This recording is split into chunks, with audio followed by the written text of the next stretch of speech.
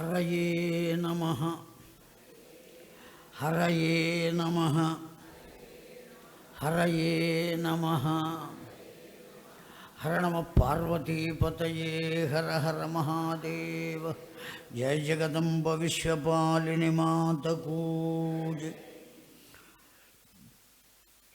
నారాయణుడు స్తుతించాడు అమ్మవారిని, బ్రహ్మదేవుడు స్తుతించాడు, ఇప్పుడు పరమేశ్వరుడు కూడా స్తుతిస్తున్నాడు. ఒక్క మాట చెప్పాడు ముందు, యది తదా కథమధ్య తత్ స్ఫుటం ప్రభవతీతి తవంబ కళామృతే భవసి సర్వమిదం సచరాచరం త్వం అజ విష్ణు శివాకృతి కల్పితం. నాకు తెలిసినంత వరకు ఒక్క విషయానికి నేను ఆనందపడుతున్నానమ్మా. బయటకు వెడితే పురుష రూపం వస్తుంది అనుకుంటే నేను బయటకు కూడా వెళ్ళను. స్త్రీ రూపంతో ఉన్నా సరే ఇక్కడే ఉండి నీ సేవ చేసుకుంటూ ఉంటాను. నువ్వు అంగీకరిస్తే సేవ చేస్తా.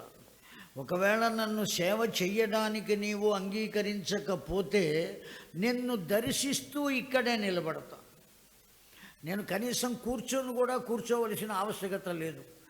ఎంతకాలమైనా ఇలా నిలబడి ఉంటాను. ఆ నిలబడి ఏం చేస్తాను? నిన్ను దర్శిస్తూ ఉంటాను. కేవలం నిన్ను దర్శించినంత మాత్రం చేతనే సర్వమును సమకూరుతాయి. కేవలం సాధూనాం దర్శనం సర్వపాప ప్రణాశనం అని ఎట్లయితే చెప్పారో, కేవలం సాధువులు అయినటువంటి వారిని దర్శించినంత మాత్రం చేతనే ఏమండి అర్ధక్షణోపి సత్సంగం లభ్యతే. ఒక అరక్షణము సత్సంగము మనకు లభించిన మన జన్మ ధన్యం అవుతుంది అంటున్నారు. ఆ సాధుమూర్తులను దర్శిస్తే చాలు సర్వ పాపములు నశిస్తాయి అంటున్నారు. సాక్షాత్తు అన్నిటికీ ఆధారమైనటువంటి తల్లివి. నిన్ను దర్శించడం చేత మాకు ఎటువంటి స్థితి కలుగుతుంది? ఆ ఆనందం తప్ప దాన్ని తప్పించి ఇంకొకటి పొందడం వల్ల ప్రయోజనం లేదమ్మా. అందువల్ల నీవు ఒప్పుకుంటే నీకు సేవ చేస్తాం, లేదా నిన్ను దర్శిస్తూ ఇలా నిలబడతాను నేను అంటున్నాడండి. కథాం అద్య తత్ స్ఫుటం ప్రభవతీతి తవాంబ కళామృతే. సర్వమునకు ఆధారమైనటువంటి నీవు చైతన్యము యొక్క తత్వము కూడా నీవే. కళామృతే, మమ్ములను కదిపించేటువంటి దానవు నీవే. ఒక మనిషికి హాసము కలిగి నవ్వినా హసించినా, లేదు దుఃఖము కలిగి దుఃఖించినా, ఈ రెండిటికి కారణము నీవే అయ్యున్నావు. ఎందువల్ల అలా దుఃఖాన్ని ఇస్తున్నావు, ఎందువల్ల ఇలా సుఖాన్ని ఇస్తున్నావు అంటే, ఆ జీవుడు గత జన్మలో చేసుకున్న దాన్ని అనుభవించుట కొరకు నీవు అప్పగిస్తున్నావు. నీవు ఎంత దయామయురాలవు అంటే, వివిధ వేష విలాస కుతూహలై వివరైర్ మనసే రమసే అంబ యథారుచి సకల లోక శుశ్రూక్షు అహం హరి కమలభూష్య భవామయదంబికే. ఓ తల్లి, పద్మములో ఉద్భవించి ఆ విష్ణువు వద్దకు చేరినది నీవే. నాకు శక్తిగా నిలబడినది నీవే. బ్రహ్మకు సృష్టి శక్తిగా ఉన్నది నీవే. అన్ని రూపములతో ఉన్నటువంటి దానవు నీవేనమ్మా. అంత దివ్యమైనటువంటి తత్వరూపిణివైన నిన్ను వదులుకుని ఏవో అనేటువంటి వాటిని స్వీకరించడం వల్ల ప్రయోజనమే ఉంది? ఒక మానవునకు అత్యావశ్యకమైనటువంటిది ఒకే ఒక్కటి ఉన్నదండి మానవుడికి. మనం అనుకుంటాం ఆహారం అనుకుంటాం, కొంతమంది నీరు అని అంటారు. నీళ్లు తాగితే బ్రతికుంటామండి. ఆహారం ఉంటే బ్రతికుంటామండి. ఆహారం ఉన్నా లేకపోయినా, నీరు ఉన్నా లేకపోయినా, ఎవరు మనలను చూచేవారు ఉన్నా లేకపోయినా, ఒక్కరు మన వద్ద ఉంటే మనం బ్రతికి ఉంటాం.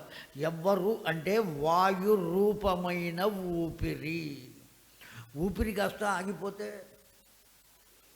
ఏమండి, తీయని జలం ఉన్నటువంటి నది ప్రక్కనే ఉన్నా వాడు బ్రతికి ఉంటాడు. ఊపిరి ఆగిపోతే బ్రతికి ఉంటాడా అండి? ఆహారం కుండలు చేసి అక్కడ పెట్టబడి ఉన్నది, అయినా ఊపిరి ఆగిపోతే మాట్లాడగలుగుతాడా? కనుక ఒక మనిషికి, ఒక ప్రాణికి, ఒక క్రిమికి, ఒక కీటకమునకు అన్నిటికీ ఆధారమైనటువంటిది వాయువే. ఆ వాయువు యొక్క స్వరూపమే నీవే కనుక లేకపోయినట్లయితే వాయువు కూడా వీచేటువంటి అవకాశం లేదు, సూర్యుడు ప్రకాశించే అవకాశం లేదు, చంద్రుడు చల్లని వెలుగునిచ్చే అవకాశం లేదు. అంతేకాదు తవ పాదాంబుజ స్పాంశు పరిగ్రహం సమధిగమ్య గంధం తదానను చక్రిమ యది దయార్ద్రమనా న సదాంబికే కథమహం విహితశ్చ తమో గుణ. చాలామంది అనుకుంటూ ఉంటారండి, ఏమని అనుకుంటారంటే, ఓ తల్లి నాకేదో కఠినమైనటువంటి తత్వం ఉన్నదని, నేను తమోగుణోపేతుడను అని, ఆ తమోగుణము చేతనే ఈ జీవులందరి ఊపిరిని తీసుకువెడుతున్నానని నన్ను అనుకుంటూ ఉంటారు. ఆ బ్రహ్మను సత్వగుణోపేతుడని, ఈ విష్ణువుని రజోగుణోపేతుడని, నన్ను తమోగుణోపేతుడని లోపంలో అనుకుంటూ ఉంటారు. ఆ తమోగుణము యొక్క స్వరూపము కూడా నీవేనమ్మా. కనుక ఇప్పుడు అన్ని గుణముల యొక్క స్వరూపము నీవే అయినప్పుడు తమోగుణము దోషభూయిష్టము ఎలా అవుతుంది? అయ్యే అవకాశం లేదు. కనుక నేను పొందాను అని లోకంలో ఉన్న వాళ్ళందరూ అనుకుంటున్నటువంటి తమో గుణము యొక్క తత్వము కూడా నీవేనమ్మా. అన్ని గుణముల యొక్క రూపము నీవే. నీవు కానిది అంటూ లోకంలో ఏది లేదు. యది నతే విషమామతిరంబికే కథమిదం బహుదా విహితం జగతు సచివ భూపతి భృత్య జనావృతం బహుధనై అధనైశ్చ సమాకులం. లోకంలో అనేక మంది ఉన్నారు. ఆ రాజ్యాన్ని పరిపాలించగలిగే వాళ్ళు కొంతమంది ఉన్నారు, భటులైనటువంటి వాళ్ళు కొంతమంది ఉన్నారు, ఆ భటుల కింద కూడా సేవ చేసేటువంటి వాళ్ళు ఉన్నారు. ఆ ఉన్నటువంటి మానవ జాతిలో అనేక రకాలుగా ప్రవర్తించేటువంటి వాళ్ళు అందరూ పల్లకి ఎక్కేవాళ్ళే ఉంటారా అండి? పల్లకి మోసేవాళ్ళు కూడా ఉండాలి కదా. అసలు మోసేవాళ్ళు లేకపోతే పల్లకి ఎక్కేవాడు ఎవడు ఉంటాడు? ఒకవేళ ఎక్కి కూర్చున్నా దాన్ని ఎవరు మోస్తారు? ఎవరు లేరండి మోసేవాళ్ళు. అంటే ఎక్కడికి పెడుతుంది ఆ పల్లకి? కనుక అన్ని జాతుల వాళ్ళు ఉండవలసిందేనండి. అనవసరంగా వేదికలు ఎక్కి మాట్లాడతాను తప్ప చిట్ట చివరికి మనం చేసే ఉద్యోగాల్లో కూడా first class employee, second class employee, third class employee, fourth class employee అని 4 విభాగాలు ఉన్నాయా లేవా? ప్రభుత్వ ఆఫీసులే కదా అవి, కార్యాలయాలే కదా. మరి ఎందుకు విభజించారు? ప్రభుత్వం వేదికలు ఎక్కి అనేక రకాలుగా ఆ గొంతు చించుకుని మరీ అరుస్తున్నారే, తొక్కేస్తున్నారని. ఈ ఫోర్త్ క్లాస్ ఎంప్లాయీని తీసుకువెళ్ళి ఫస్ట్ క్లాస్ ఎంప్లాయీ కూర్చునే చైర్లో కూర్చోబెట్టమనండి. ఆ ప్రభుత్వాన్ని కూర్చోబెడుతుందా? ఈ విధంగా ఎవరు ఎవరికి ఏ పని అప్పగించాలో ఆ పని అప్పగించి అందరినీ నీ పిల్లలుగానే చూస్తున్నటువంటి తల్లివి నీవు. అలాగే మాకు కూడా ఇదిగో నువ్వు ఈ పని చెయ్యరా అని అప్పగించావమ్మా. ఆ పని మేము చేస్తున్నాం. అంతే తప్ప మేము స్వతహాగా స్వతంత్రించి చేసేటువంటిది ఏదీ లేదు. సచివ భూపతి భృత్య జనావృతం బహుధనై అధనైశ్చ సమాకులం. నీకు రాజైనా ఒకటే, ఆ రాజు వద్ద పనిచేస్తున్నటువంటి భృత్యుడైనా ఒకటే, ధనవంతుడైనా ఒక్కటే, ధనహీనుడైన బిచ్చగాడైనా ఒక్కటే. ఆ బిచ్చగాడు గత జన్మలో చేసుకున్న కర్మను అనుసరించి వాడు బిచ్చగాడయ్యాడు. వాడు కనీసం బిచ్చగాడు అయినప్పటికీ వాడికి కూడా ఆహారాన్ని ఇస్తున్నది ఎవరు? నువ్వు. వాకిట్లో నిలబడి అమ్మ అన్నపూర్ణమ్మ తల్లి అన్నం పెట్టమంటే ఆ లోపల ఉన్నటువంటి ఆవిడ కాస్త చద్దన్నమో వేడన్నమో ఏది మిగిలితే అది తీసుకొచ్చి వాడికి పెడుతుంది. ఉత్తన్నం పెట్టకూడదు అని శాస్త్రం చెబుతోంది కనుక కూరో లేదు ఊరగాయ పచ్చడో జాడీలోంచి తీసివేసి మరీ వాడికి పెడుతుంది. వాడు ఏమని అంటాడండి? అన్నపూర్ణమ్మ తల్లి నీవు నీ కుటుంబము క్షేమంగా ఉండు అని చెప్పి పెడతాడు. వాడి నోటి వెంట వచ్చిన ఆ పరా పశ్యంతి మధ్యమ వైఖరి అనబడేటువంటి నీవు చల్లగా ఉండు తల్లి అని చెప్పబడేటువంటి మాటల యొక్క రూపము ఎవరు అంటే అమ్మవారే. కనుక వాడిలో ఉన్నది అమ్మవారే. వాడు నిర్ధనుడైనప్పటికీ వాళ్ళలో ఉన్నావు, ధనవంతుడైనప్పటికీ వాళ్ళలో ఉన్నావు, అన్నిటా ఉన్నావమ్మా. తవ గుణాశ్రయ ఏవ సదాక్షమా ప్రకటనావన అసంహరణేషు వై హరిహర ద్రుహిణశ్చ క్రమాత్వయా విరచితాస్త్రిజగతాం కిల కారణం. కేవలం నీవు వంశవృద్ధి కోసమే స్త్రీ గణమును సృష్టించావమ్మా, వంశవృద్ధి కోసం. అందుకనే పెద్దలు ఏం చెబుతారండి? అరయన్ వంశము నిల్పనే కథ వివాహంబు. దేనికోసం అయ్యా వివాహం చేసుకోవడం అంటే వంశం నిలబడాలి, ఓ మగపిల్లవాడు కలగాలి. ఆ వంశం నిలబడితే మళ్ళీ ఆ మగపిల్లవాడు దేనికయ్యా? మగపిల్లవాడు ఎందుకు కలగాలి? ఆడపిల్లలు కలగకూడదా అంటే కలగాలి. ఆడపిల్లలు కూడా, ఆడపిల్లలే కలగకపోతే వంశం ఎట్టా నిలబడుతుంది? ఆడపిల్ల కూడా ఉండి తీరవలసిందే. పిల్లలను పొందవలసింది ఎవరు అంటే స్త్రీయే. కనుక ఆవిడ ఉండి తీరవలసిందే. కానీ పురుషుడు కూడా ఉండి తీరాలి. దేనికి ఉండాలి? ఆ వెళ్ళిపోయినటువంటి వాళ్ళకి పిండ ప్రదానం చేయాలి, కనీసం జలతర్పణమైనా ఇవ్వాలి. అంటే ఎవరుండాలి? పుత్రుడు ఉండాలి. పుత్ అనేటువంటి ఆ నరకం నుంచి తప్పించేటువంటి పుత్రుడు ఉండవలే.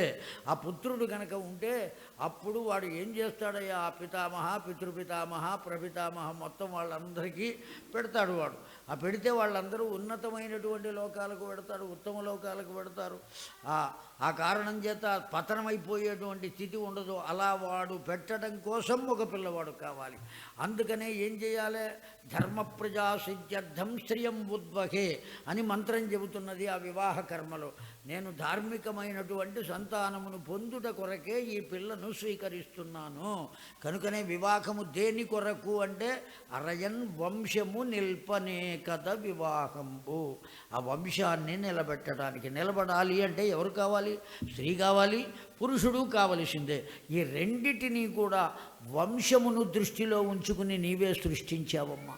కానీ ఇవాళ రోజున లోకంలో ఉండే మానవులంతా అనేక రకాలుగా భావిస్తున్నారమ్మా. నిన్ను గుర్తించటం లేదు తల్లి. జనని దేహి పదంబుజ సేవనం యువతి భావగతాన్ అపినః సదా పురుషతాం అధిగమ్య పదంబుజాత్ విరహితా క్వ లభేమ సుఖం స్ఫుటం. నిన్ను సేవించటం కన్నా సుఖము అనేటువంటి పదానికి ఇంకొక అర్థం లేదమ్మా. భగవత్తత్వాన్ని పొందటమే సుఖము, ఆనందము. కోట్లు రావటం సుఖము కాదు. ఒకవేళ కోట్లు వచ్చినాయనుకోండి, వాడి దగ్గరికి వెళ్ళి మనం, ఏమయ్యా నువ్వు కొన్న లాటరీ టికెట్కి 96 కోట్లు వచ్చినాయి అని చెప్పామనుకోండి ఉన్నట్టుండి, అప్పటికప్పుడు గుండె ఆగిపోతాడు వాడు. అంత వార్త వినేటువంటి ఓపిక కూడా సామాన్యమైన మానవుడికి లేదు. ఒకవేళ వినేటువంటి తత్వం కలిగి బలము కలిగి ఉన్నా, అన్ని కోట్లు వచ్చినా వాటిని కాపాడుకోవటానికి వాడు ఎంత పిచ్చివాడు, ఎంత వెర్రివాడవుతాడో ఆలోచిద్దాం మనం. ఏమీ లేనివాడి సంగతి ఏమిటండి? హాయిగా పడుకుంటాడు వాడు. వాడి దగ్గర దోషికెళ్ళడానికి ఏమీ లేదు. నమే వర్తతే క్రియా నమే వర్తతే ధనం నమే వర్తతే విద్యా నమే వర్తతే పరిపూయతం కింతే స్థితైః మయా చింతయంతో భవాన్యేవ ఏకం ప్రభవతి. శంకర భగవత్పాదులు వారు చెప్పారండి, నీ దగ్గర దోచుకోవడానికి ఏమీ లేదురా. పోనీ నీ దగ్గరకు వచ్చి నేర్చుకోవడానికి విద్య ఏమీ లేదురా. నీ దగ్గర పోనీ తెలుసుకుందామంటే ఏ విధమైనటువంటి స్ఫూర్తి కూడా నీ వద్ద లేదురా. ఇంకా నిన్ను కోరుకునేవాడెవ్వడుంటాడు? నిన్ను నశింపజేసేవాడెవ్వడుంటాడు? నీ వద్ద నుంచి దోచుకునేవాడెవ్వడుంటాడు? నిన్ను మించిన రాజు లేడురా అని నమస్కారం చేశారండి శంకర భగవత్పాదులు వారు. కనుక ఎప్పటికీ ఏదీ నాది కాదు అనేటువంటి భావన చేత ఎవరు ఉండగలుగుతారో అన్నీ వారివే అవుతాయి. అన్నిటినీ వాడు పొందగలుగుతాడు. ఇవన్నీ నావే అని ఎప్పుడైతే అనుకుంటాడో వాటినన్నిటినీ దూరం చేసుకుంటాడు, దుఃఖాన్ని పొందుతాడు. ఆ విషయాన్ని నేను తెలుసుకున్నానమ్మా నీ వల్ల. యువతి భావమవప్య పదంబుజం పరిచితం తవ సంస్కృతి నాశనం. ఈ విధంగా నిన్ను ఎవరైతే కొలుసుకుంటారో, నీవు సాక్షాత్తు తల్లివి అనేటువంటి భావన చేత ఎవరైతే కొలుచుకుంటారో, ఆవిడని చూచి ఎప్పుడు చూసినా ఏ వయస్సులో ఉంటుందని చెప్పామండి? 16 ఏళ్ల వయస్సులో ఉంటుంది అమ్మవారు, సదా షోడశ వర్ష ప్రాయ.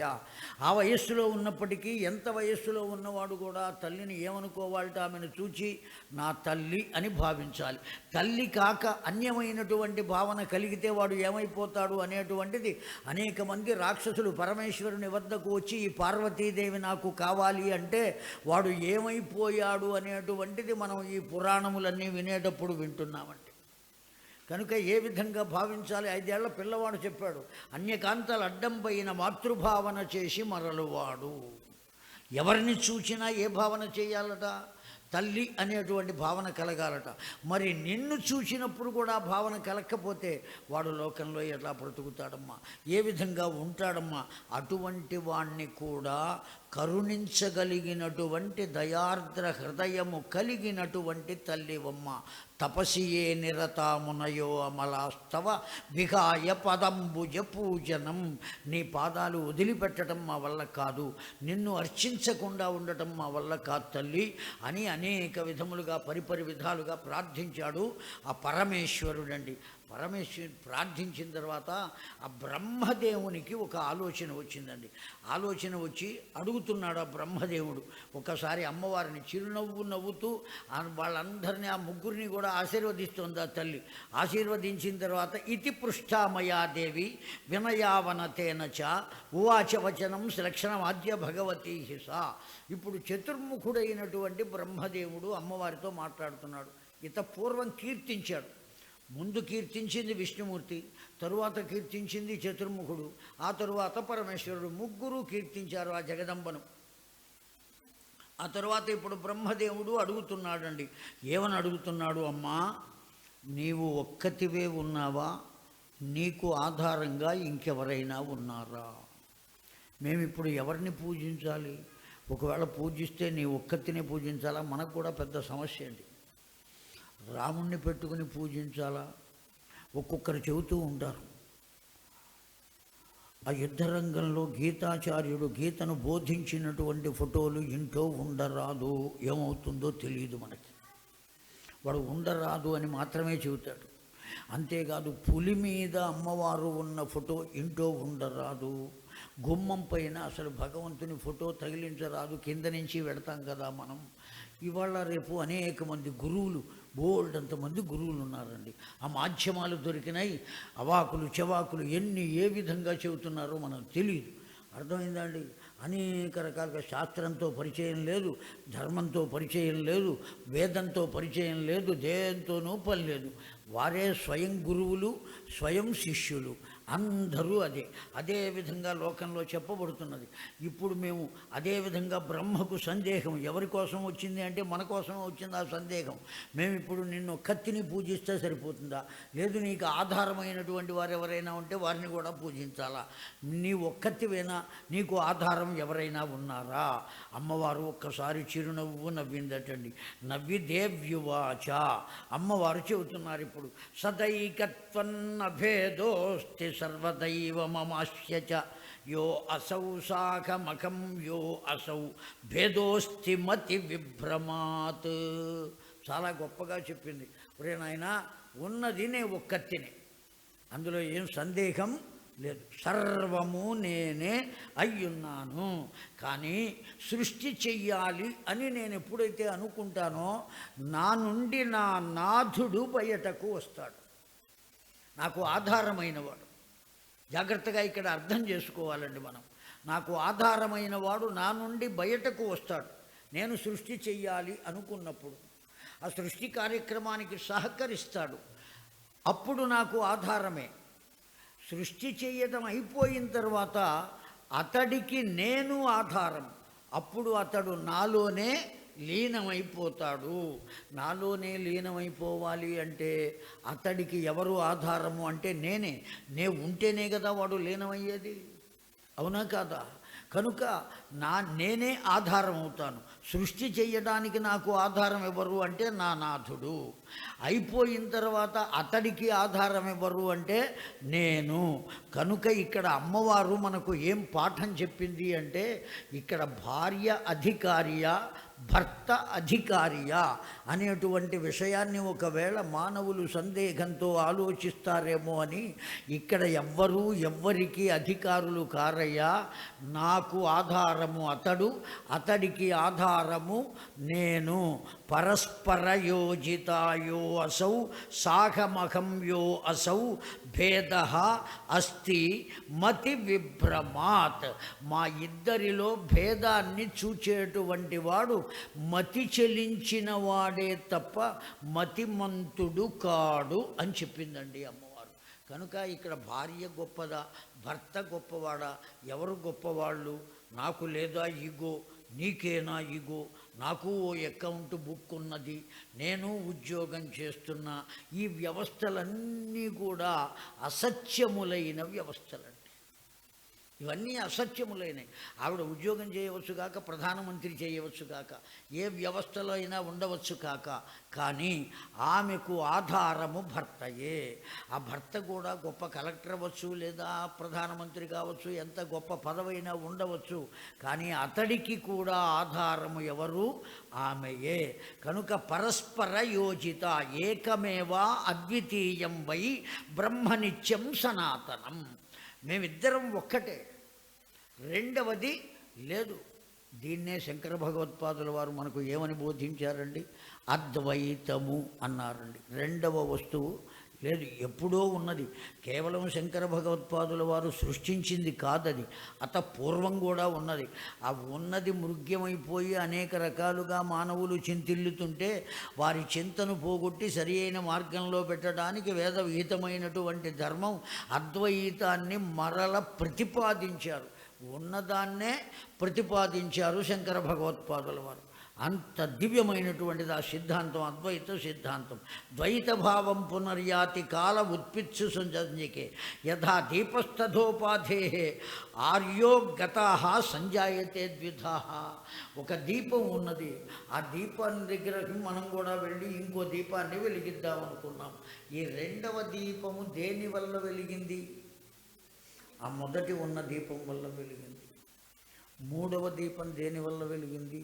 రెండవ దీపం వల్ల వెలిగింది. నాలుగవ దీపం దేనివల్ల వెలిగింది? మూడవ దానివల్ల. ఇట్లా ఒకదాని నుంచి ఒక దీపాన్ని మనం వెలిగిస్తూ వెళితే ఈ వెలుగుతున్న దీపాలన్నీ మొదటి దీపము యొక్క అంశాలు అవునా కాదా? కనుక మొదటి దీపము యొక్క తత్వమే ఈ 4 ఉన్నా 40 ఉన్నా దీపాలకన్నిటికీ ఉన్నది కదా. కనుక అన్నీ కలిపి ఒక్కటేనా, వేరు వేరు అని చెబుతామా? అన్నీ కలిపి ఒక్కటే. అట్లాగే నా నాథుడు నేను ఒక్కటే. వేరుగా భావించడం అనేటువంటిది లేదు. వెలుగు ఎక్కడ ఉన్నా ఒకే వెలుగు, జ్యోతి ఎక్కడ ఉన్నా ఒకే వెలుగు. అలాగే అతడు విడిగా కనబడుతున్నా నేనే అతడు, అతడే నేను. శ్రద్ధ, మేధ, దయా, లజ్జ, క్షుధ, తృష్ణ, తథా క్షమ, శ్రీశ్చ, ధృతి, కీర్తి, స్మృతి, తథా అహం సర్వై రూపిణం. నా యొక్క రూపాలు ఏమిటి అని అడిగావు కదా నీవు. నేను ఏ రూపంలో ఉన్నానో చెబుతున్నా, జాగ్రత్తగా విను. ధియా పునః అహం బుద్ధి. మన లోపల ఉన్నటువంటి బుద్ధి బలము అమ్మవారేనండి. తనకు తానే చెప్పింది, అహం బుద్ధి అని చెప్పింది అమ్మవారు. నేను బుద్ధినయ్యా. అహం శ్రీశ్చ, సర్వసంపదలు నేనే. సంపద అంటే కేవలం మనం లెక్క పెట్టేటువంటి నోట్ల కట్టలో, లెక్క పెట్టేటువంటి బిళ్ళలు, రూపాయి బిళ్ళలు కాదండి. అన్నీ సంపదలే. ఆలోచన సంపద, మేధో సంపద, సౌందర్య సంపద, సంతాన సంపద, ఏమంటే గృహ సంపద, ధాన్య సంపద, ఇవన్నీ సంపదలే.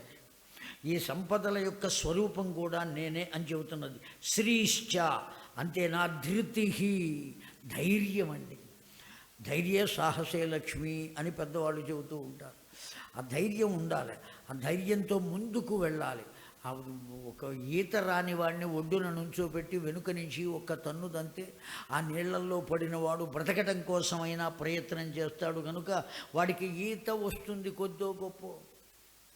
అసలు ఈ నీళ్లల్లో దిగితేనే మునిగిపోతానేమో, నీళ్లలో చలి పెడుతుందేమో, మనం మునిగిపోతే ఊపిరాడదేమో, ఇలా భయపడుతూ ఒడ్డునే నుంచునేవాడు ఎప్పుడు స్నానం చేస్తాడు? నదీ స్నానం.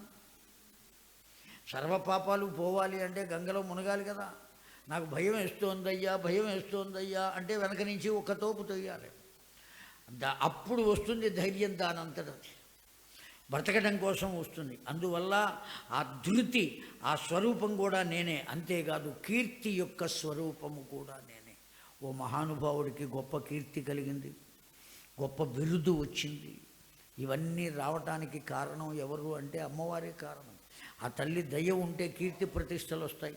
ఆ తల్లి దయ లేకపోతే అపకీర్తి కలుగుతుంది. వాడు మంచి చేసినా చెడుగానే ప్రవర్తింపబడుతుంది. ఆ కారణం చేత వీటన్నిటికీ కారణం నేనేనయ్యా, కీర్తిని. అంతేనా? స్మృతి, ఈ లోపల జ్ఞాపక శక్తి ఏదైతే ఉంటుందో ఆ స్వరూపము నేనే. శృతి, శృతి అంటే ఇక్కడ వేదము. రెండవది వినికిడి అని అర్థం. మూడవది శబ్దము అని అర్థం.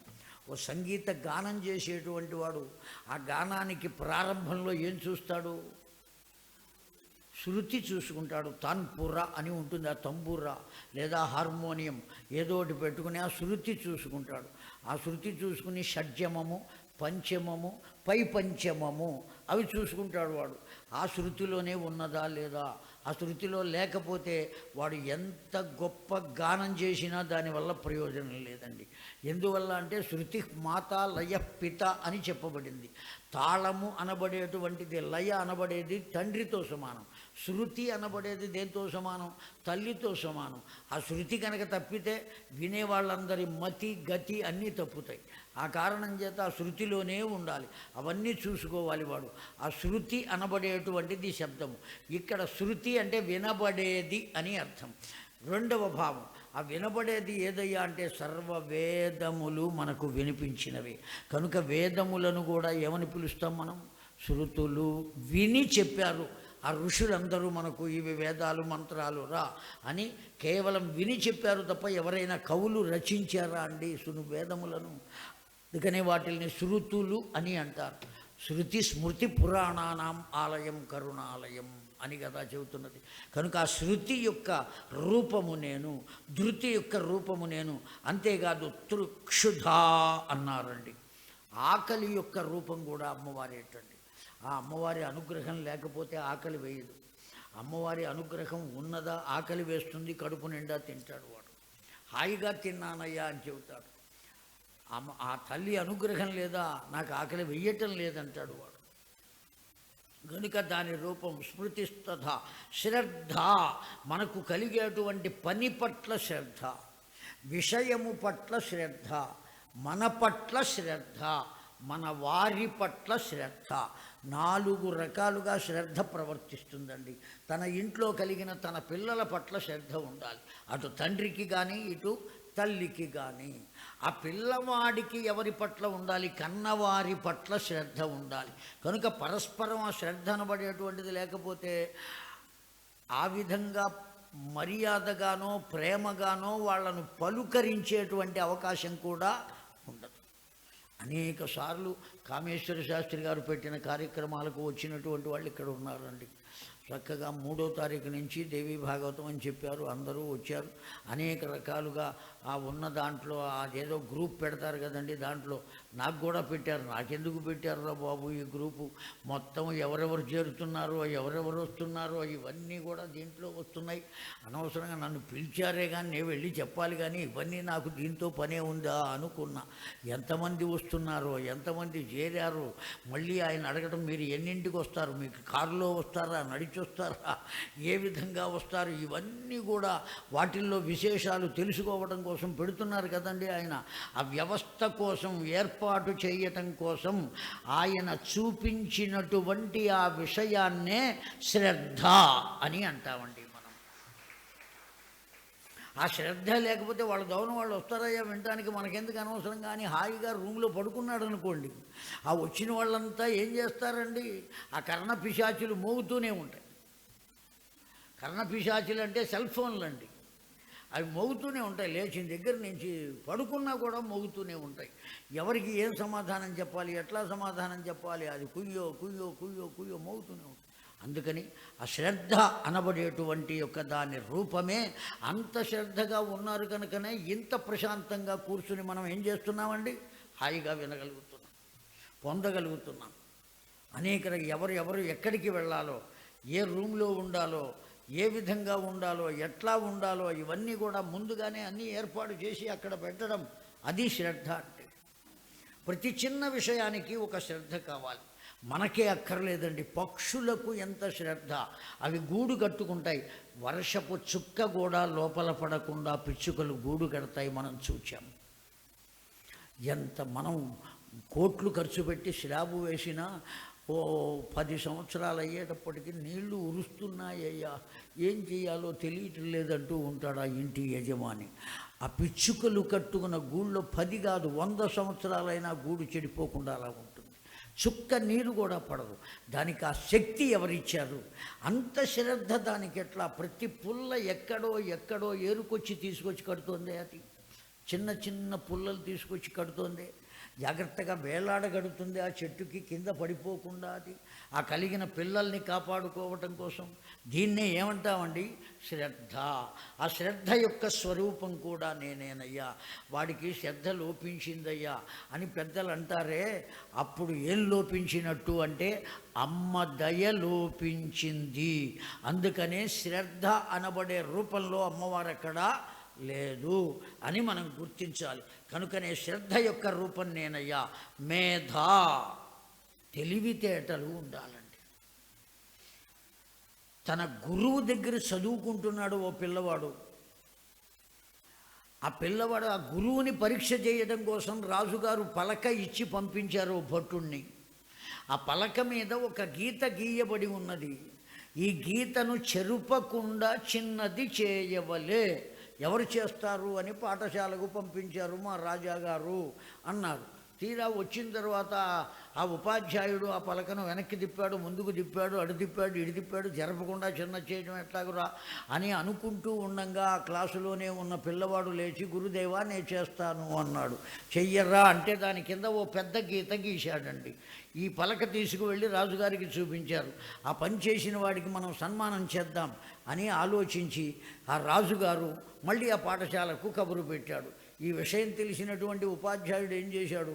రాజుగారు బహుమతి ఇస్తారు కదా, ఎంతో దరిద్రంతో బాధపడుతున్నాం, ఈ గీత నేనే గీశాను అని చెబితే ఆ రాజుగారు ఇచ్చే ధనమంతా నేను పొందవచ్చు కదా, వీడు ఇంకా చిన్నపిల్లవాడే కదా అని వాడిని దగ్గరకు పిలిచి, ఒరే నాన్న, నేను చెప్పిన చదువు వల్లే కదా నీకింత తెలివితేటలు పెరిగినాయి, కనుక ఈ తెలివితేటలు నా వల్ల నీకు వచ్చినాయి కనుక ఈ గీత నేనే గీశాను అని నీవు రాజుగారి దగ్గర ఒప్పుకో, మా గురువు గారు గీశారని చెప్పు, ఆ ధనాన్ని నాకు ఇస్తారు, నేను హాయిగా ఆనందంగా బ్రతుకుతా, పిల్లలు కలిగిన వాడిని ఈ సహాయం చేయమన్నాడు. అలాగే గురువు గారు అన్నారు.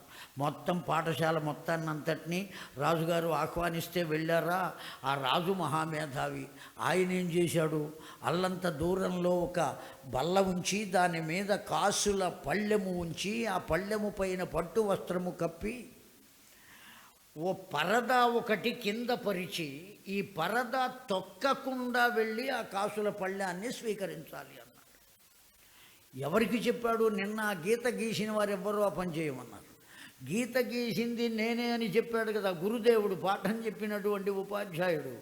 ఇప్పుడు దాన్ని తొక్కకుండా ఎట్లా వెళ్ళాలి? ఎగిరినా ఎక్కడి వరకు ఎగరగలుగుతాం, ఎంత దూరం ఎగరగలుగుతాం, ఏ విధంగా పళ్ళు రాలిపోతాయి, కాళ్ళు ఊడిపోతాయి, ఏం జరుగుతుంది అనేటువంటి భయం చేత వణికిపోతున్నాడు. నాయనా, నీవు ఆ పని చెయ్యరా అని భవిష్యమాలి వదిలేశాడు ఆ గురుదేవుడు. అప్పుడు ఆ పిల్లవాడు లేచి ఆ పరదాను చుట్టుకుంటూ ఆ పళ్ళెం దగ్గరకు వెళ్ళి ఆ పళ్ళాన్ని తెచ్చుకున్నాడు. నాకు రాలేదే ఈ ఆలోచన అనుకున్నాడు. ఎందుకు రాలేదు, ఎందుకు కలగలేదు అంటే అతడి పట్ల అమ్మవారు ఆ రూపంలో లేరు, ఆ కారణం చేత రాలేదు. ఎందుకు లేదు అమ్మవారు ఆ రూపంలో అంటే మోసం చేద్దాము అని అనుకున్నాడు కనుక తాను కష్టపడి పొందినటువంటి సంపద వాడి సంపద అండి. అనాయాచితంగా వచ్చేటువంటి సంపద వాడి సంపద కాదు, అక్రమంగా పొందరాదు ఒక్క రూపాయి కూడా. అందుకనే పెద్దలు చెబుతారు, నీదైనది నీకు రాకపోదు, నీది కానిది నీ వద్దకు రాదు. ప్రాప్తి సూత్రము అన్నారు దాన్ని. చాలా గొప్ప సూత్రం అండి ప్రాప్తి సూత్రము. అనవసరంగా పాకులాడుతూ ఉంటాం, అది కావాలి, ఇది కావాలి, అది ఎట్టా వస్తుందో, ఇది ఎట్టా వస్తుందో, ఏం చేస్తే వస్తుంది, ఎలా పెడితే వస్తుంది, ఇవన్నీ పిచ్చి భ్రమలు. అందులో ఏమాత్రం సందేహం లేదు. నువ్వు ఇంట్లో కూర్చున్నా నీదైన సొమ్ము నీకు వస్తుందండి. హైదరాబాదులో నల్లకుంట శంకర మఠం ఉన్నది. ఆ శంకర మఠంలో పురాణం చెప్పడానికి వెళ్ళా. ఆ పురాణం చెబుతూ ఉంటే పొద్దున సాయంకాలం, పొద్దున పూట అక్కడ కృష్ణ ఘనపాటి గారు అని ఒక ఆయన వేదపారాయణ చేస్తున్నాడు. అసలు వచ్చేవాళ్లను కానీ వెళ్ళేవాళ్లను కానీ ఏ విధంగానూ పట్టించుకోడు ఆయన. హాయిగా కూర్చుని వ్యాసపీఠం మీద గ్రంథాన్ని ఉంచి వేదం వల్లె వేస్తూ ఉండడం, పారాయణ చేస్తూ ఉండడమే. ఎంతవరకు ఓపిక ఉంటే అంతవరకు. ఏమండి, అక్కడికి వచ్చి ఆ గ్రంథం మీద 100, 200, 500, 1000, 2000 అట్లా వేసేటువంటి వాళ్ళు. ఆ పుస్తకం మీద వేస్తూ ఉంటే అలా పక్కకి జరుపుతూ ఉంటాడు ఆయన, పారాయణ చేస్తూనే ఉంటాడండి. సుమారుగా నాకు తెలిసినంత వరకు ఆయన పారాయణ పూర్తి చేసి లేచేటప్పటికీ ఎట్టి పరిస్థితుల్లో ఎంత హీనపక్షంగా అయినా సుమారుగా ఆయనకు 5-6 వేల రూపాయలు ఆనాటికి లభిస్తాయి. ఆ పూటకు 5-6 వేల రూపాయలు హీనపక్షంగా ఆయన. ప్రతిరోజు పారాయణకు ఆయన కూర్చుంటే వాళ్ళ దగ్గర నుంచి ఎలా డబ్బు వస్తుంది ఆయనకు? ప్రతిరోజు ఆయనదైన సొమ్ము ఆయనకు చేరుతుంది, మన వద్దే ఉండే అవకాశం లేదు. ఆయనది కానిది ఆయన వద్దకు చేరదు. అది ప్రాప్తి సూత్రం. ఆయన అడగక్కర్లా.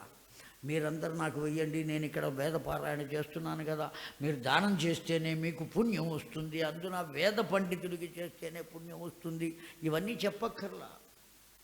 తనది కనుక తన వద్దకు వచ్చింది. తనది కానిది ఎంత చెప్పినా వచ్చేటువంటి అవకాశం లేదు.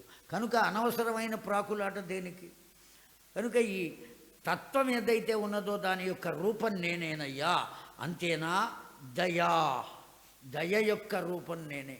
అరుణాం కరుణాతరంగితాక్షిం అని కదా. ఆ కరుణ యొక్క తత్వం ఎవరు? అమ్మకు కాకపోతే కరుణ ఎవరికి ఉంటుందండి? ఒకవేళ కొడుకు మీద కోపం వస్తే తండ్రి, నీకు నాకు సంబంధం లేదు, నా ఆస్తిలో నీకు చిల్లిగా ఇవ్వను, ముందు ఈ ఫస్ట్ గెట్ అవుట్, ఇంట్లోంచి వెళ్ళిపో అని అంటాడు. వాడు చాలా పాలిష్డ్ ఇంగ్లీష్తో ఫస్ట్ గెట్ అవుట్ అంటాడు, బయటికి పొమ్మంటాడు అని మెదలకుండా ఆఫీస్కి వెళ్ళిపోతాడు. లోపల ఉన్న తల్లి ఏం చేస్తుందండి? కంచంలో ఇంత అన్నం కలిపి చక్కగా ముద్దపప్పు వేసి రుచిగా ఉంటుంది కదా అని ఆవకాయ పిండి వేసి మొత్తం కలిపి ఇంతంత ముద్దులు చేసి దున్నపోతంత ఉన్న కొడుకు దగ్గరకు కూడా వచ్చి, తండ్రి మాట వినకూడదురా, ఎందుకురా ఆయన్ని బాధ పెడతావు, ఎప్పుడు ఎంగిలి పడ్డావో ఏమో, ఇదిగో ఈ ముద్ద తిను అని ఆ కంచం నోటి దగ్గర పెట్టి ముద్ద నోటికి అందిస్తుందండి. తల్లి అనే పాత్ర యొక్క గొప్ప విశేషమే ఇది. తండ్రి వదులుకోవచ్చేమో కానీ తల్లి మాత్రం వదులుకోదు. అటువంటి రూపము ఏదైతే ఉన్నదో దయా, ఆ రూపము కూడా నేనేనయ్యా. దయ లేకపోతేనే ఆ పిల్లవాడిని పెంచి పెద్ద చేస్తుందా అంటే ఏం చేయగలుగుతుంది? కనుక దయ యొక్క స్వరూపమే నేనేనయ్యా. అంతేకాదు లజ్జ, తప్పు పని చేయటానికి సిగ్గుపడాలంటే, మంచి పని చేయడానికి సిగ్గుపడక్కర్లా, తప్పు చేయడానికి సిగ్గుపడాలి. ఇది నేను చేసే తప్పు కదా అని ఎవరో చూస్తున్నారు అని సిగ్గుపడ్డం కాదు, ఎవరు చూడకపోయినా చూస్తారేమో అనే భావన చేత కలిగేటువంటి లజ్జ ఏదైతే ఉన్నదో దాని యొక్క స్వరూపం కూడా నేనేనయ్యా. సిగ్గుపడితే ఆ పని చేయకుండా ఉంటారు కదా, అవునా కదా? కనుక ఆ చెడు పనిని చేయకుండా ఆపగలిగిన లజ్జ అనబడేటువంటిది. అంతేకాదండి, లజ్జ అనబడేటువంటిది ఎంతో అందమైన వస్తువు అండి, చాలా సుందరమైన వస్తువు. పెళ్లిపీటల మీద కూర్చున్నటువంటి పెళ్లి కూతురు సిగ్గుతో తల ఉంచుకుంటే అందంగా ఉంటుంది, కానీ పక్కనే కూర్చున్నటువంటి ఆ వరుడి భుజం మీద చెయ్యేసి, సుబ్బారావు తర్వాత ఏం చేద్దాం, పెళ్ళైపోయిన తర్వాత ఇల్లు ఎక్కడ తీసుకుందాం, సామాన్లు ఎక్కడ కొందాం, ఏ సామాన్లు కొందాం, ఇట్లా పెళ్లిపీటల మీద అడిగితే ఎంత అసహ్యంగా ఉంటుందో ఒక్కసారి ఆలోచించండి. కనుక లజ్జ, అసిగ్గు, ఆ విధంగా ఉండేటువంటి తత్వం ఎవరి యొక్క స్వరూపము అంటే అమ్మవారి యొక్క స్వరూపం. ఆ స్వరూపాన్ని నేనే అని అమ్మవారే చెబుతున్నదండి. క్షుధ, ఆకలి నేను, తృష్ణ, కోరిక కూడా నేనే లేకపోతే ఏ కోరిక కలదయ్యా. తదా క్షమ, ఈ గుణం చాలా గొప్పదండి, అమ్మవారి యొక్క గుణం. ఎంత తప్పు చేసినా వాడిని క్షమించగలిగినటువంటి గుణం. ఆ గుణం ఎక్కడ ఉంటుందంటే అమ్మవారి తత్వంలోనే ఉంటుంది, క్షమాగుణం. తెలిసిందా అండి? మనం చెబుతాం, శమ దమ కరుణ పదచిత్తానాం సాధు సమాగమ చింతానాం. శమము అంటే ఇంద్రియ నిగ్రహము, దమము అంటే మనో నిగ్రహము. ఈ రెండు నిగ్రహములు దేని వల్ల కలుగుతాయి అంటే క్షమాగుణము వల్ల కలుగుతాయి. ఆ రెండు గుణములు ఎవరి వద్ద ఉన్నాయో వాడికి ఏ గుణం ఉన్నది అని చెబుతారు? క్షమాగుణం ఉన్నది అని చెబుతారు. ఆ క్షమాగుణం ఎప్పుడైతే ఉంటుందో ఆ గుణము యొక్క స్వరూపం ఎవరంటే నేనేనయ్యా. అమ్మవారి యొక్క దివ్యానుగ్రహం ఉంటే క్షమాగుణం ఉంటుంది. అప్పుడు ఎన్ని తప్పులు చేసిన వాడినైనా సరే, వాడు భర్త కావచ్చు, లేదా మన దగ్గర పనిచేసేటువంటి గుమాస్తా కావచ్చు, ఎవరైనా సరే పొరపాటునో గ్రహపాటునో తప్పు చేస్తే క్షమించగలిగినటువంటి గుణము ఉండి తీరవలే. ఇంత తప్పు చేస్తావా, నిన్ను నరికేస్తా, సంహరిస్తా, ఇట్లా మాట్లాడితే దాన్ని క్షమాగుణం ఉండదు. కనుక ఆ క్షమాగుణము యొక్క స్వరూపం నేనేనయ్యా అని చెబుతున్నది. కాంతి శాంతి పిపాసాచ నిద్ర తంద్ర జర అజర విద్య అవిద్య స్పృహ వాంఛ శక్తిశ్చ అశక్తిరేవచ వస మజ్జా చ త్వక్చ అహం వృష్టి యాగనృత ఋతౌ పరా మధ్య చ పశ్యంతి నాడ్యోగం వివిధాశ్చయాహమయా. ఒక్కటి అని చెప్పడానికి లేదయ్యా. లోకంలో ఉన్న ఈ వస్తువులన్నీ నేనేనయ్యా. కాంతిని నేను, శాంతిని నేను, ఆశను కూడా నేనే. ఏ విధమైన ఆశ పొందాలండి? ప్రక్కవాడి దగ్గర ఉన్నదంతా నాకు రావాలి అని ఆశపడకూడదు. ఇద్దరు అన్నదమ్ములు తపస్సు చేశారట. తపస్సు చేస్తే భగవంతుడు ముందు అన్నగారి దగ్గరికి వెళ్ళాడు. నాయనా, నీకేం కావాలో చెప్పు, నీ తపస్సుకు నేను మెచ్చా అన్నాడు. అయ్యా, మా తమ్ముడి దగ్గరికి వెళ్ళారా అని అడిగాడు అన్నగారు. ముందు నీ దగ్గరికి వచ్చాను కదరా, నువ్వు అడుగు, నీకు వరాలు ఇచ్చి వెళ్ళిపోతానన్నాడు. కాదండి, అన్నీ నేనే ముందు అనుభవించాను, ఈ ఒక్కటైనా మా తమ్ముడు అనుభవిస్తే ఆనందపడతాను, ముందు వాడి దగ్గరికి వెళ్ళి వరాలు ఇవ్వండి. ఆహా, ఎంత గొప్పవాడు ఈ అన్నగారు, చాలా మంచివాడు అనుకుని తమ్ముడి దగ్గరికి వెళ్ళాడు భగవంతుడు. వాడిని అడిగితే వాడేమన్నాడు, మా అన్నగారి దగ్గరికి వెళ్ళారా అన్నాడు. అన్నదమ్ములు ఇద్దరి యొక్క ప్రేమ ఎంత గొప్పదో కదా. నాయన, ముందు అక్కడికి వెళ్ళానురా, నీకే వరాలు ఇచ్చి రమ్మనమన్నాడు అన్నాడు. కాదండి, అన్నీ వాడే ముందు అనుభవించాడు, నేను తర్వాత పుట్టినవాడిని, కనుక వరాలు కూడా వాడినే ముందు అడగనివ్వండి అన్నాడు. ఈ భగవంతుడు అమాయకంగా మళ్ళీ పెద్దవాడి దగ్గరికి వెళ్ళాడు. అన్నదమ్ములు ఇద్దరూ ఇట్లా ఫుట్బాల్ ఆడినట్టు ఆడుతున్నారు వాడిని. ఎవరిని? ఆ భగవంతుడిని. ఇహ ఆగ్రహం కలిగి, ఒరే అబ్బాయి, మీరు అడుగుతారా, నన్ను వెళ్ళిపోమంటారా అన్నాడు. వెంటనే ఆ అన్నగారు చెప్పాడండి, అయ్యా తొందరపడవద్దు, వెళ్ళవద్దు, మా తమ్ముడు ఏది అడిగితే దానికి రెట్టింపు నాకు ఇచ్చేయవయ్యా, చాలు, ఇంకేం అక్కర్లేదన్నాడు. ఏమి ఇవ్వాలటండి వాడికి? రెట్టింపు ఇవ్వాలట. తమ్ముడు ఏది అడిగితే దానికి రెట్టింపు. వాడెక్కడ బాగుపడతాడు అని వీడికి భయం. ఇప్పుడు తమ్ముడి దగ్గరికి వచ్చాడు. ఒరే అబ్బాయి, నువ్వు అడగరా, మీ అన్నయ్య అడిగేశాడు, అయిపోయింది. ఏం అడిగాడండి? ఏం అడుగుతాడయ్యా? నువ్వేది అడిగితే దానికి రెట్టింపు ఇవ్వమన్నాడు. నువ్వేది అడుగుతావో అడుగు, అది నీకు ఇస్తా, అది రెట్టింపు వాడికి వస్తుంది అని చెప్పాడు. అవునా? నేనేది అడిగితే దానికి రెట్టింప? అయితే ఒక కన్ను, ఒక కాలు, ఒక చెయ్యి పోయేట్టుగా నాకు వరం ఇవ్వండి అన్నాడు. ఇప్పుడు అన్నగారి పరిస్థితి ఏమిటండి? వీడు బాగుపడతాడేమో అని వాడు బాగుపడతాడేమో అని వీడు. దీన్నే అంటామండి మనం ఇక్కడ. ఏమంటున్నామండి? తృష్ణాక్షమ కాంతి శాంతి పిపాస అన్నారండి. ఆశ. వాడెక్కడ బాగుపడతాడో అని వీడికి వాడికన్నా ఎక్కువ కావాలి, వీడికి వాడికన్నా ఎక్కువ కావాలి. ఇద్దరూ ఒకే ఇంటిని పంచుకుని పుట్టారండి. తల్లి గర్భము అనే ఇల్లు పంచుకుని పుట్టారు. ఆ తల్లే వీడికి ఏ రక్త మాంసాలు ఇచ్చిందో వీడికి అవే రక్త మాంసాలు ఇచ్చింది. అలా పంచుకుని పుట్టిన వాళ్ళు కూడా పుట్టిన తరువాత తండ్రి సంపాదించిన దాన్ని పంచుకోవడానికి కొట్టుకు చస్తున్నారు అంటే ఎంత అమాయకులు అనేటువంటిది మనం ఊహించాలి. పుట్టేటప్పుడే పంచుకున్నారు, పంపకాలు అయినాయండి. ఆ తల్లే పంచి ఇచ్చింది. ఎంత రమ్యంగా పంచి ఇచ్చిందో, తాను తినే ఆహారంలో కొంత భాగం వాళ్లకు పంపించింది ఆ తల్లి. అది తిన్నారు వాళ్ళు, కనుకనే గర్భంలో కూడా బతికున్నారండి. చీకటి గదిలో వాళ్ళను బతికించింది ఆ తల్లి. కనీసం బయటకు వచ్చిన తర్వాత ఆ తల్లి గుర్తు లేకపోతే వాడి గతి అధోగతి అని చెప్పారండి. కనుక ఆ ప్రేమ యొక్క స్వరూపం కూడా ఆ తల్లి నేనేనయ్యా అని చెబుతున్నదండి. నిద్ర యొక్క స్వరూపము అమ్మవారు. యాదేవి సర్వభూతేషు నిద్రారూపేణ సంస్థిత. నమస్తస్యై నమస్తస్యై నమస్తస్యై. అమ్మవారి అనుగ్రహం ఉన్నదా? కంకర రాళ్ల మీద పడుకున్నా హాయిగా నిద్రపోతాడు వాడు. ఆ తల్లి అనుగ్రహం లేదా యూఫోమ్ బెడ్ మీద పడుకున్నా వాడికి నిద్ర పట్టదు, అటు ఇటు దొర్లుతూనే ఉంటాడు తెల్లవారు. కనుక దివ్యానుగ్రహం కావాలి, ఆ తల్లి యొక్క అనుగ్రహం. నిద్ర యొక్క స్వరూపం నేనే.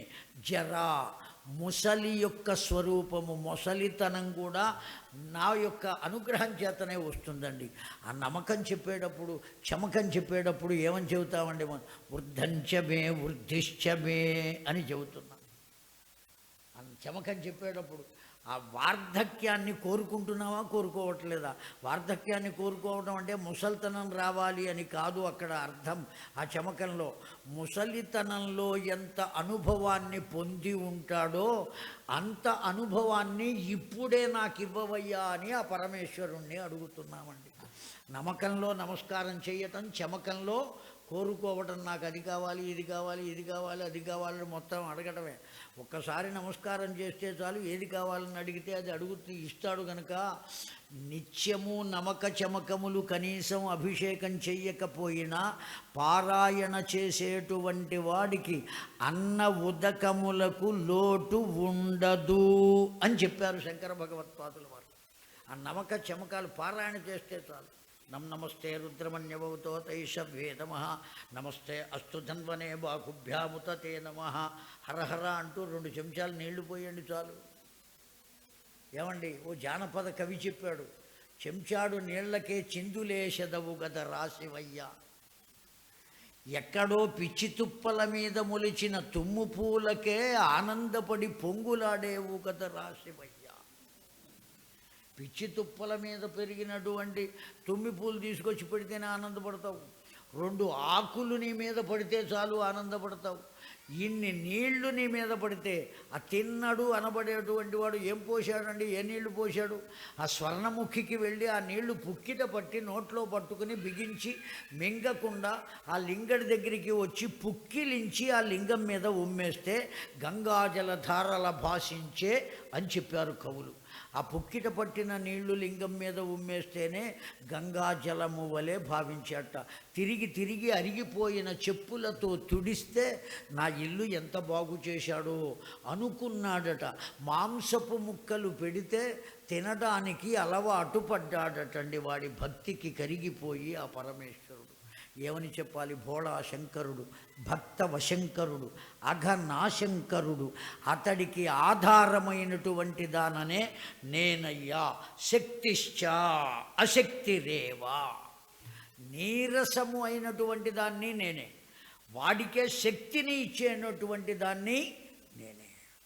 నన్ను ఆశ్రయిస్తే శక్తి కలుగుతుంది, నన్ను వదిలేస్తే ఏం కలుగుతుంది? నీరసం కలుగుతుంది. కనుక నన్ను వదిలేయటమే నీరసాన్ని పొందడం, నన్ను ఆశ్రయించడమే శక్తిని పొందడం. అన్నీ నేనే.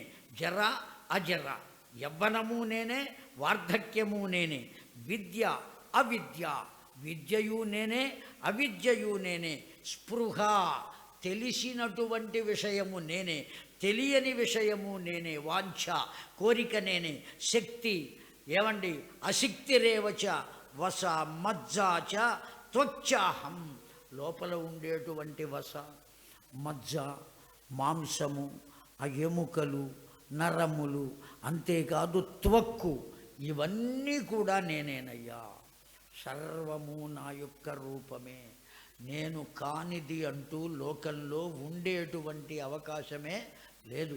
నేను ఎంతకాలం ఉన్నానో అంతకాలము ఆ చర్మము అన్నీ నిగారింపుగా ఉంటాయి.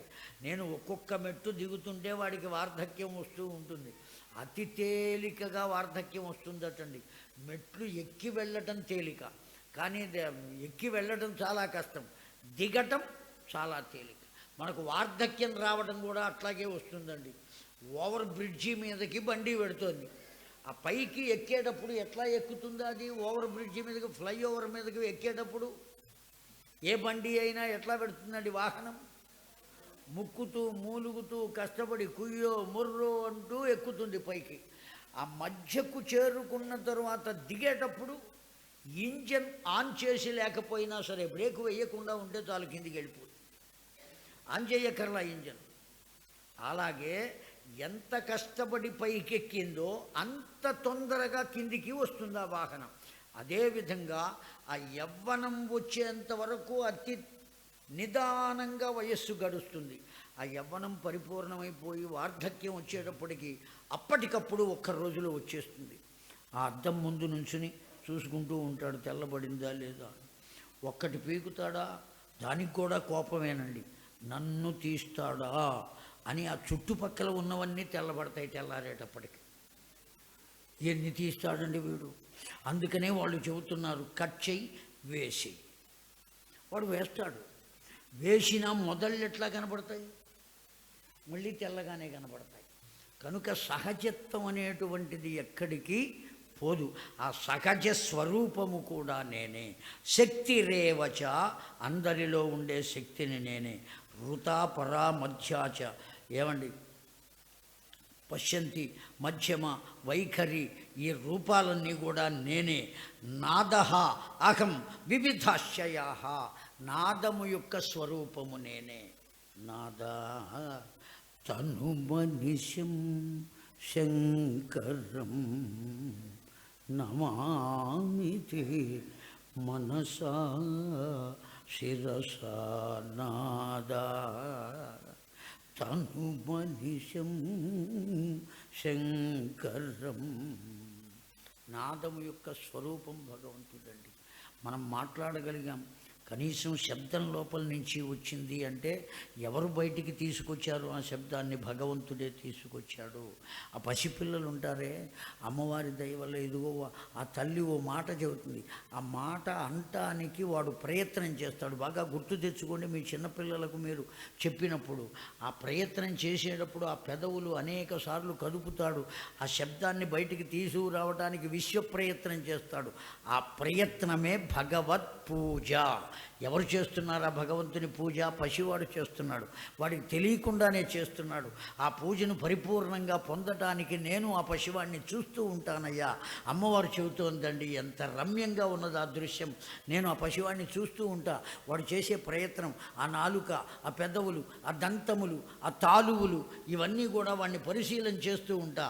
వాడంటే ముద్దు వస్తుంది నాకు. ఆ కారణం చేత అప్పటికప్పుడు ఆ శబ్దం వచ్చేట్టుగా చేస్తా నేను, ఆ ముద్దు చేత. కనుక ఆ శబ్దము యొక్క స్వరూపం కూడా నేనే అని చెప్పింది. వివిధాశ్చయాః కిం నాకం పశ్య సంసారే మద్వియుక్తం కిమస్తి సర్వమేవాకమిచ్చేవం నిశ్చయం విధి పద్మజ. ఓ బ్రహ్మదేవ, అన్నీ నిర్వహించేటువంటి దానను నేనే. ఏ గృహస్థైనా నేను నిర్వహిస్తున్నాను అని అనుకుంటే వాడు పతనమైపోతాడు. ఏ గృహిణి అయినా అన్నీ నేనే నిర్వహిస్తున్నాను అనుకుంటే పతనమవుతుంది అని అమ్మవారి చెప్పిందండి. చాలామంది చెబుతూ ఉంటారు, ఈ కుటుంబాన్ని పైకి తీసుకురావడానికి నా రక్తాన్ని చెమటగా ఓడ్చి చేశాను నేను అని చెబుతాడు వాడు. పొరపాటు, వాడు చేయలా. ఒక్కొక్క ఇల్లాలు చెబుతుంది, కాపురానికి వచ్చినప్పటి నుంచి నా ఎముకలన్నీ అరిగిపోయినాయి, నరాలన్నీ తెగిపోయినాయి, ఎట్టా బతుకుందో తెలియదు. నరాలన్నీ తెగిపోయినాయిట, ఆ ఎముకలన్నీ అరిగిపోయినాయిటండి. ఇవన్నీ చేసింది ఎవరు? ఆ ఇల్లాలు కాదు చేసింది, ఆ ఇల్లాలి లోపల ప్రవేశించినటువంటి అమ్మవారు చేసింది. అమ్మవారు ఈ ఇల్లాలిని దేనిగా ఉపయోగించుకున్నారు అంటే ఒక పరికరముగా ఉపయోగించుకున్నారు. మన దగ్గర ఉన్నటువంటి 2 వీలర్ చెడిపోయింది, ఓ నట్టు లూజ్ అయ్యింది, దాన్ని మెకానిక్ దగ్గరికి తీసుకువెళ్ళాం. వాడు ఏం చేస్తాడు? దాన్ని బిగించడానికి ఓ రెంచి తీసుకుంటాడు, లేదా దాన్ని స్పానా అని కూడా అంటారు. అది తీసుకుని ఆ నట్టుకు పెట్టి బిగిస్తాడండి. అవునా కాదా? ఇక్కడ మెకానిక్ ఎవరు అంటే సాక్షాత్తు అమ్మవారే. ఆ రెంచి ఎవరు అంటే ఆ కుటుంబానికి కష్టపడినవాడు ఆ రెంచి. ఆ కుటుంబము అనబడే నట్టుని బిగించటానికి ఈ మెకానిక్ అనేటువంటి అమ్మవారు ఆ రెంచి అనబడే ఆ గృహస్థుని ఉపయోగించుకుని కుటుంబము అనే నట్టును బిగించిందండి. కనుక ఈ వ్యక్తి కేవలం అమ్మవారి చేతిలో ఉన్న ఒక పరికరమే కానీ దానంతటా అదిగా బిగించే శక్తి దానికి ఏమైనా ఉన్నదా? ఆ రెంచికి శక్తి లేదండి. ఒకవేళ బిగించడం అయిపోయిన తర్వాత మెకానిక్ ఏం చేస్తాడు? ఆ రెంచిని మళ్ళీ గూట్లో పెడతాడు. అమ్మవారు కూడా అంతే. ఈ కుటుంబం మొత్తాన్ని బాగు చేయడం కోసం మనల్ని ఒక పరికరముగా ఉపయోగించుకున్నది. ఆ తర్వాత తీసి పక్కన పెడుతుంది. మనం ఎందుకు ఆనందపడాలి అంటే ఈ కుటుంబం మొత్తాన్ని పైకి తీసుకురావటం కోసం జగదంబ జగన్మాత కాత్యాయని కాళి భగళ చాముండి కాళిక ఎన్ని నామములు ఉన్నవో ఆ తల్లి నన్ను ఒక ఉపకరంగా ఉపయోగించుకున్నది అంటే నేనెంత అదృష్టవంతుణ్ణి. అమ్మవారికి ఒక చేతి పరికరముగా నేను ఉపయోగపడినందుకు నేను ఆనందపడవలే అనేటువంటి భావన పొందితే అతడు నా భాగ్యమును పొందుతాడయ్యా. సర్వమేవాహం ఇత్యేవం నిశ్చయం విద్ధి పద్మజ. ఈ విషయాన్ని తెలుసుకుని నన్ను గురించి యోచించినటువంటి వాడు ఎవడైతే ఉంటాడో వాడు దివ్యత్వాన్ని పొందుతాడు. కనుక అంతా నేనేనయ్యా. ఒక్క సృష్టి కొరకు మాత్రమే నా భర్త నా నుండి బయటకు వస్తాడు. అతడే పరబ్రహ్మము. అతన్ని మనం పూజించాలి. ఆమెను పరబ్రహ్మముగాను ఆమెనే భావించాలి, భర్తగాను ఆమెనే భావించాలి, భార్యగాను ఆమెనే భావించాలి. సర్వం కల్విదం బ్రహ్మ అని చెప్పింది. మొత్తం అంతా కూడా బ్రహ్మ పదార్థం. అందుకనే సదాశివ బ్రహ్మేంద్ర స్వామి వారు ఏమన్నారండి? సర్వం బ్రహ్మమయం రే రే సర్వం బ్రహ్మమయం. మొత్తం అంతా బ్రహ్మమయం. కిం వచనీయం కిమవచనీయం. ఏమని చెప్పుతాం, ఏమని చెప్పకుండా ఉంటాం. కిం రచనీయం కిమరచనీయం. ఏమని రాస్తాం, ఏమని రాయకుండా ఉంటాం. మరి ఏం చెయ్యాలయ్యా? గొప్ప జ్ఞానాన్ని బోధించారండి ఆయన. సర్వత్ర సదా హంస ధ్యానం సర్వం బ్రహ్మమయం. సర్వత్ర సదా హంస ధ్యానం. హంస సోహం హంస హంస సోహం హంస హంస సోహం హంస. ఇదే జపం చేయవయ్యా. నువ్వు ఎవరో కాదు, ఆ హంస స్వరూపం నీవే. ఎవరా హంస? నీ మనస్సే హంస, నీ తేజస్సు హంస, నీ యోచన హంస. ఆ హంసయే సాక్షాత్తు పరబ్రహ్మము. ఆ పరబ్రహ్మము నీవే అయ్యున్నావు. తత్వమసి అయమాత్మా బ్రహ్మ. ఏమన్నీ ఎన్ని మాటలు చెప్పారండి. చతురామ్మనాయ పీఠములకు 4 మహావాక్యాలు ఇచ్చారు. తత్వమసి అన్నారు, అయమాత్మా బ్రహ్మ అన్నారు, ఎన్ని రకాలుగా చెప్పారు.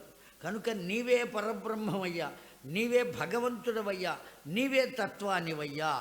నన్ను అలా పొందగలిగితే ఆ పొందగలిగిన జీవుడే మనిషి మాత్రమే అని చెప్పలేదండి. ఎవరు పొందినా వాళ్ళు కూడా ఏమవుతారు? నా వలనే ఉంటారు. ఒకానొక సర్పము భగవంతుని సేవ చేసింది. ఒకానొక సాలె పురుగు భగవంతుని సేవ చేసింది. తానే భగవంతుడనే భావన చేత సేవ చేసింది. ఒక ఏనుగు సేవ చేసింది. ఈ సేవను చూచినటువంటి ఆ పరబ్రహ్మము ఏం చేశాడండి? అవి ఉన్న నగరానికే వాటి పేరు పెట్టి తర్వాత తన పేరు పెట్టుకున్నాడు ఆ భగవంతుడు. ముందు తన పేరు పెట్టుకోవాలా భగవంతుడు కూడా. సామాన్యమైనటువంటి ఏ జ్ఞానము లేనటువంటి జంతువులండి. శ్రీ అంటే సాలెపురుగు, కాళము అంటే సర్పము, హస్తి అంటే ఏనుగు, శ్రీకాళహస్తి అని పేరు పెట్టాడు ఆ ఊరు మొత్తానికి. ఆయనకు కూడా ఏమని పేరు పెట్టమని పిలవమన్నాడు అంటే కాళహస్తీశ్వరుడు అని పిలవమన్నాడు. తన భక్తుల పట్ల భగవంతునికి ఉండేటువంటి ప్రేమ అంత విలువైనది. ఆ ప్రేమ యొక్క స్వరూపం కూడా నేనేనయ్యా అని బ్రహ్మదేవునకు ఏతైర్మే నిశ్చితై రూపై విహీనై కిం వదస్వమే తస్మాదకం విధేచాస్మిన్ సర్గే వై వితత అభవం. అనేక మంది నన్ను అనేక రూపాలలో ప్రార్థిస్తూ ఉంటారయ్యా. అమ్మవారు ఎంత గొప్ప సత్యం చెప్పిందో బ్రహ్మదేవునికి చెప్పింది. గుణవర్ణన చేస్తున్నదండి ఇప్పుడు అమ్మవారు. అనేక రకాలుగా నన్ను భావిస్తూ ఉంటారు. కొంతమంది ఏ విధంగా భావిస్తారు అంటే భగళాముఖి అంటాడు ఒకడు, ఇంకొకడు ఏమంటాడండి చండీ చాముండి అంటాడు, ఇంకొకడు కాళిక అని అంటాడు. కాళిక అంటే ఆవిడేదో భయంకరమైనది, నల్లగా ఉంటుంది, లేదు ఎర్రని నాలుక, అందరినీ మింగేస్తుంది, మెడలో పుర్రెల దండ వేసుకున్నటువంటి కాళికాదేవి విగ్రహం ఇంట్లో ఉండరాదు అని ఇప్పుడు చాలామంది చెబుతున్నారు మహానుభావులు. ఎందుకు ఉండరాదో మళ్ళీ చెప్పడండి, ఉండరాదు అని మాత్రమే చెబుతాడు. ఈ విన్న వాళ్ళందరూ ఉన్నారే వెంటనే తీసేయటం. ఎక్కడ పడేస్తారయ్యా ఫోటో తీసుకెళ్ళి, ఎక్కడో చోట పెడతాం కుదరదు. అందుకని ప్రవహించే నదిలో వదలాలి కనుక పెట్టెలో పెట్టుకుని మోసుకొచ్చి మరీ కాశీ గంగలో పడేస్తారు. ఆ స్నానం చేయడానికి దిగినటువంటి వాడు ఆ ఫోటో గాజు పెంకులన్నీ గుచ్చుకుంటాయి. ఇప్పుడు ఈ వేసిన వాడికి పుణ్యం వస్తుందా పాపం వస్తుందా? ఏ విధంగా వస్తుంది? ఎన్ని అట్లా వదులుతున్నారండి ఆ గంగలో. కేవలం కాశీలోనే కాదు, అనేక చోట్ల నదుల్లో వదిలిపెడుతున్నారు, అనేక చోట్ల చెట్ల మొదట్లో పెడుతున్నారు. వ్యర్థంగా కొనుక్కోవడం దేనికి, ఈ విధంగా తీసుకెళ్ళి పెట్టడం దేనికి? అస్సలు భగవంతుని విగ్రహం ఉన్నా లేకపోయినా ఇబ్బంది లేదండి. వాడిని ఎక్కడ పెట్టుకోవాలంటే ఇక్కడ పెట్టుకోవాలి, ఇంట్లో గూట్లో కాదు పెట్టుకోవలసింది. ఎప్పటికీ కూడా వాడు ఎక్కడ ఉండాలి అంటే హృదయగతమై ఉండాలి. అంత స్థితి మనకు లేదు కనుక ఆ స్థితిని పొందేంత వరకు ఆలంబన కోసం అలా గుర్తుగా పెట్టుకుంటున్నాం. ఆ గుర్తుగా ఉన్నటువంటి వాడు ఏదో ఒక నాటికి ఎక్కడికి రావాలి? హృదయంలోకి రావాలి. అలా వచ్చినప్పుడే భవామి శక్తి రూపేణ కరోమి చ పరాక్రమం. అలా ఎవరు తెచ్చుకోగలుగుతారో వాళ్ళు పరాక్రమవంతులవుతారు, శక్తిమంతులవుతారు, అనేక రకాలుగా నన్ను భావిస్తారు. ఆ భావించినటువంటి వాళ్ళు అని పిలుస్తారు. నన్ను ఏమని పిలుస్తారు? గౌరీ, బ్రాహ్మి, రౌద్రి, వారాహి, వైష్ణవి, శివ, వారుణీచ, అధ కౌబేరి, నారసింహీచ వాసవి, ఉత్పన్నేషు సమస్తేషు కార్యేషు ప్రవిశామి తాన్ కరోమి సర్వకార్యాన్ని నిమిత్తంతం విధాయ వై. ఏ ఏ కర్మలకు నేను ఉపకరిస్తున్నానో ఆయా కర్మలను పొందడం కోసం ఆయా కర్మల రూపంలోనే నన్ను పిలుస్తూ ఉంటారు. విష్ణుతత్వాన్ని పొందాలి అనుకునేటువంటి వాడు నన్ను ఏమని పిలుస్తాడు? వైష్ణవి అని పిలుస్తాడు. రుద్రతత్వాన్ని పొందేటువంటి వాడు నన్ను ఏమనుకుంటాడు? రౌద్రి అని పిలుస్తాడు. శివతత్వాన్ని పొందాలి, శివతత్వం అంటే మంగళకరమైనటువంటి స్థితి, వాడు నన్ను ఏమని పిలుస్తాడు? శివ అని పిలుస్తాడు. కోరిన కోరికలన్నీ తీర్చుకోవడం కోసం ఏమని పిలుస్తాడు? కామేశ్వరి అని పిలుస్తాడు. కనుక ఇవన్నీ తత్వరూపములే. ఆయా తత్వములను ఎవరైతే పొందుతారో వారికి ఆ తత్వంలోనే నేనే కరుణిస్తానయ్యా అని చెప్పింది. గౌరీ, ఏ స్త్రీ అయితే ఆ ఐదవతనాన్ని పరిపూర్ణంగా కోరుకుంటుందో ఆవిడ ఏం చేయాలండి? ఆ గౌరీదేవిని ఆశ్రయించాలి. ఆ గౌరీదేవిని ఆశ్రయిస్తే పెళ్ళి నాడు ఆ పెళ్లి చేయించేటువంటి బ్రహ్మగారే గౌరీ పంచాక్షరి మంత్రాన్ని ఉపదేశం చేసి ఒక సన్ని కళ్ళు అక్కడ ఉంచి దానికి అర్చించవమ్మా అని ఆ మంత్రాన్ని ఉపదేశం చేస్తారు పెళ్ళినాడు. ఆ మంత్రాన్ని ఎప్పుడైతే ఉపదేశం చేశారో వాళ్ళు ఆనాటి నుంచి ఆమరణాంతం ఆ మంత్రాన్ని అనుష్ఠానం చేయవలసిందే. కేవలం పెళ్ళి వరకే ఆ మంత్రం ఉన్నది అనుకుంటే దాన్ని పొందలేరు. ఎప్పుడైతే వాళ్ళు పరిపూర్ణంగా అది మంత్రోపదేశంగా భావించి వారి వద్ద నుంచి పొందారు కనుక ఆమరణాంతము ఆ మంత్రాన్ని వదిలిపెట్టకుండా ఎవరు ఉంటారో వారిని కూడా ఐదవతనము వదిలిపెట్టకుండా ఉంటుంది. ఏ స్త్రీ అయినా ఏం కోరుకుంటుందండి? భర్త కన్నా ముందు వెళ్ళాలని. జ్యోతిష్ శాస్త్ర పండితులు ఉంటే వాళ్ళ దగ్గరికి వెడతారు ఆడవాళ్ళు. అయ్యా నా మరణం ఎప్పుడుందో చెప్పండి, మా ఆయనకన్నా ముందు ఎడతానా తర్వాత పెడతానా? వాడు తెలివి గలవాడైతే ఏం చెబుతాడు? మీ ఆయనకన్నా ముందే పోతావని చెబుతాడు. 1000 రూపాయలు ఇస్తుంది వాడికి, మీ ఆయనే ముందు పోతాడు అని చెప్పాడా, చెప్పు తీసుకు కొడుతుంది. వాడు సంపాదించుకునే తెలివి ఉంటే ఏం చెప్పాలి వాడికి? ఏమండి? కనుక ఏ విధంగా చెప్పాలి, ఏ విధంగా స్త్రీ భావించాలి, ఏ విధంగా భార్యను భర్త భావించాలి, ఈ విధమైనటువంటి తత్వం కూడా అమ్మవారే ఉపదేశం చేసిందండి. కనుక మనం ఏమేమి పొందాలి, ఆ గౌరీదేవిని ఎప్పుడైతే ఆశ్రయిస్తామో, ఆ గౌరీ పంచాక్షరి నిరంతరము ఎప్పుడైతే జపం చేయగలుగుతామో, జపం చేయటంలో కూడా ఓ సౌలభ్యం చెప్పారండి. ఉదయం లేచిన వెంటనే కాల్యకరణీయములు అయిపోయిన తర్వాత హాయిగా చక్కగా స్నానం చేసి ఆ దైవ మందిరం ముందు కూర్చుని, ముందు ప్రధానంగా అంగన్యాస కరన్యాసములతో విధియుక్తంగా గురుదేవుల ఉపదేశాన్ని అనుసరించి ఆ మంత్రాన్ని నువ్వు చేసుకో. అష్టోత్తర శతమో కనీసం 10 చేసుకో. ఆ చేసుకున్న తరువాత నిరంతరము ఆ మంత్రాన్ని మనఃపూర్వకంగా చేసుకోవచ్చు అని చెప్పబడి ఉన్నది మంత్రశాస్త్రం. మనస్సులో నువ్వు చేసుకోవచ్చు, కానీ పెదవులు కదలకుండా చేసుకోవాలి అదే మంత్రాన్ని. పెదవి కదిలిందా దానికి నియమం కావాలి. పెదవి కదలకుండా ఉన్నదా, మనస్సులోనే ఆ బీజాక్షరాలను తలుచుకున్నావా, ఏ నియమంతోనూ దానికి సంబంధం లేదు. నువ్వు ఎక్కడ ఉన్నా జపం చేయవచ్చు. 96 కోట్ల జపం త్యాగరాజస్వామి ఏ విధంగా చేశారండి? ఆయన భజన చేసి చెయ్యాల, మంత్ర జపమే చేశారు. 96 కోట్లు, అన్ని కోట్ల జపం ఏ విధంగా అయ్యింది? నిరంతరం భోజనం చేస్తున్నా మంత్రజపం చేశారు, మంచినీళ్లు తాగుతున్నా. ఆ భాగవతంలో చెప్పారు కదండి, ప్రహ్లాదుడు ఏం చేశాట?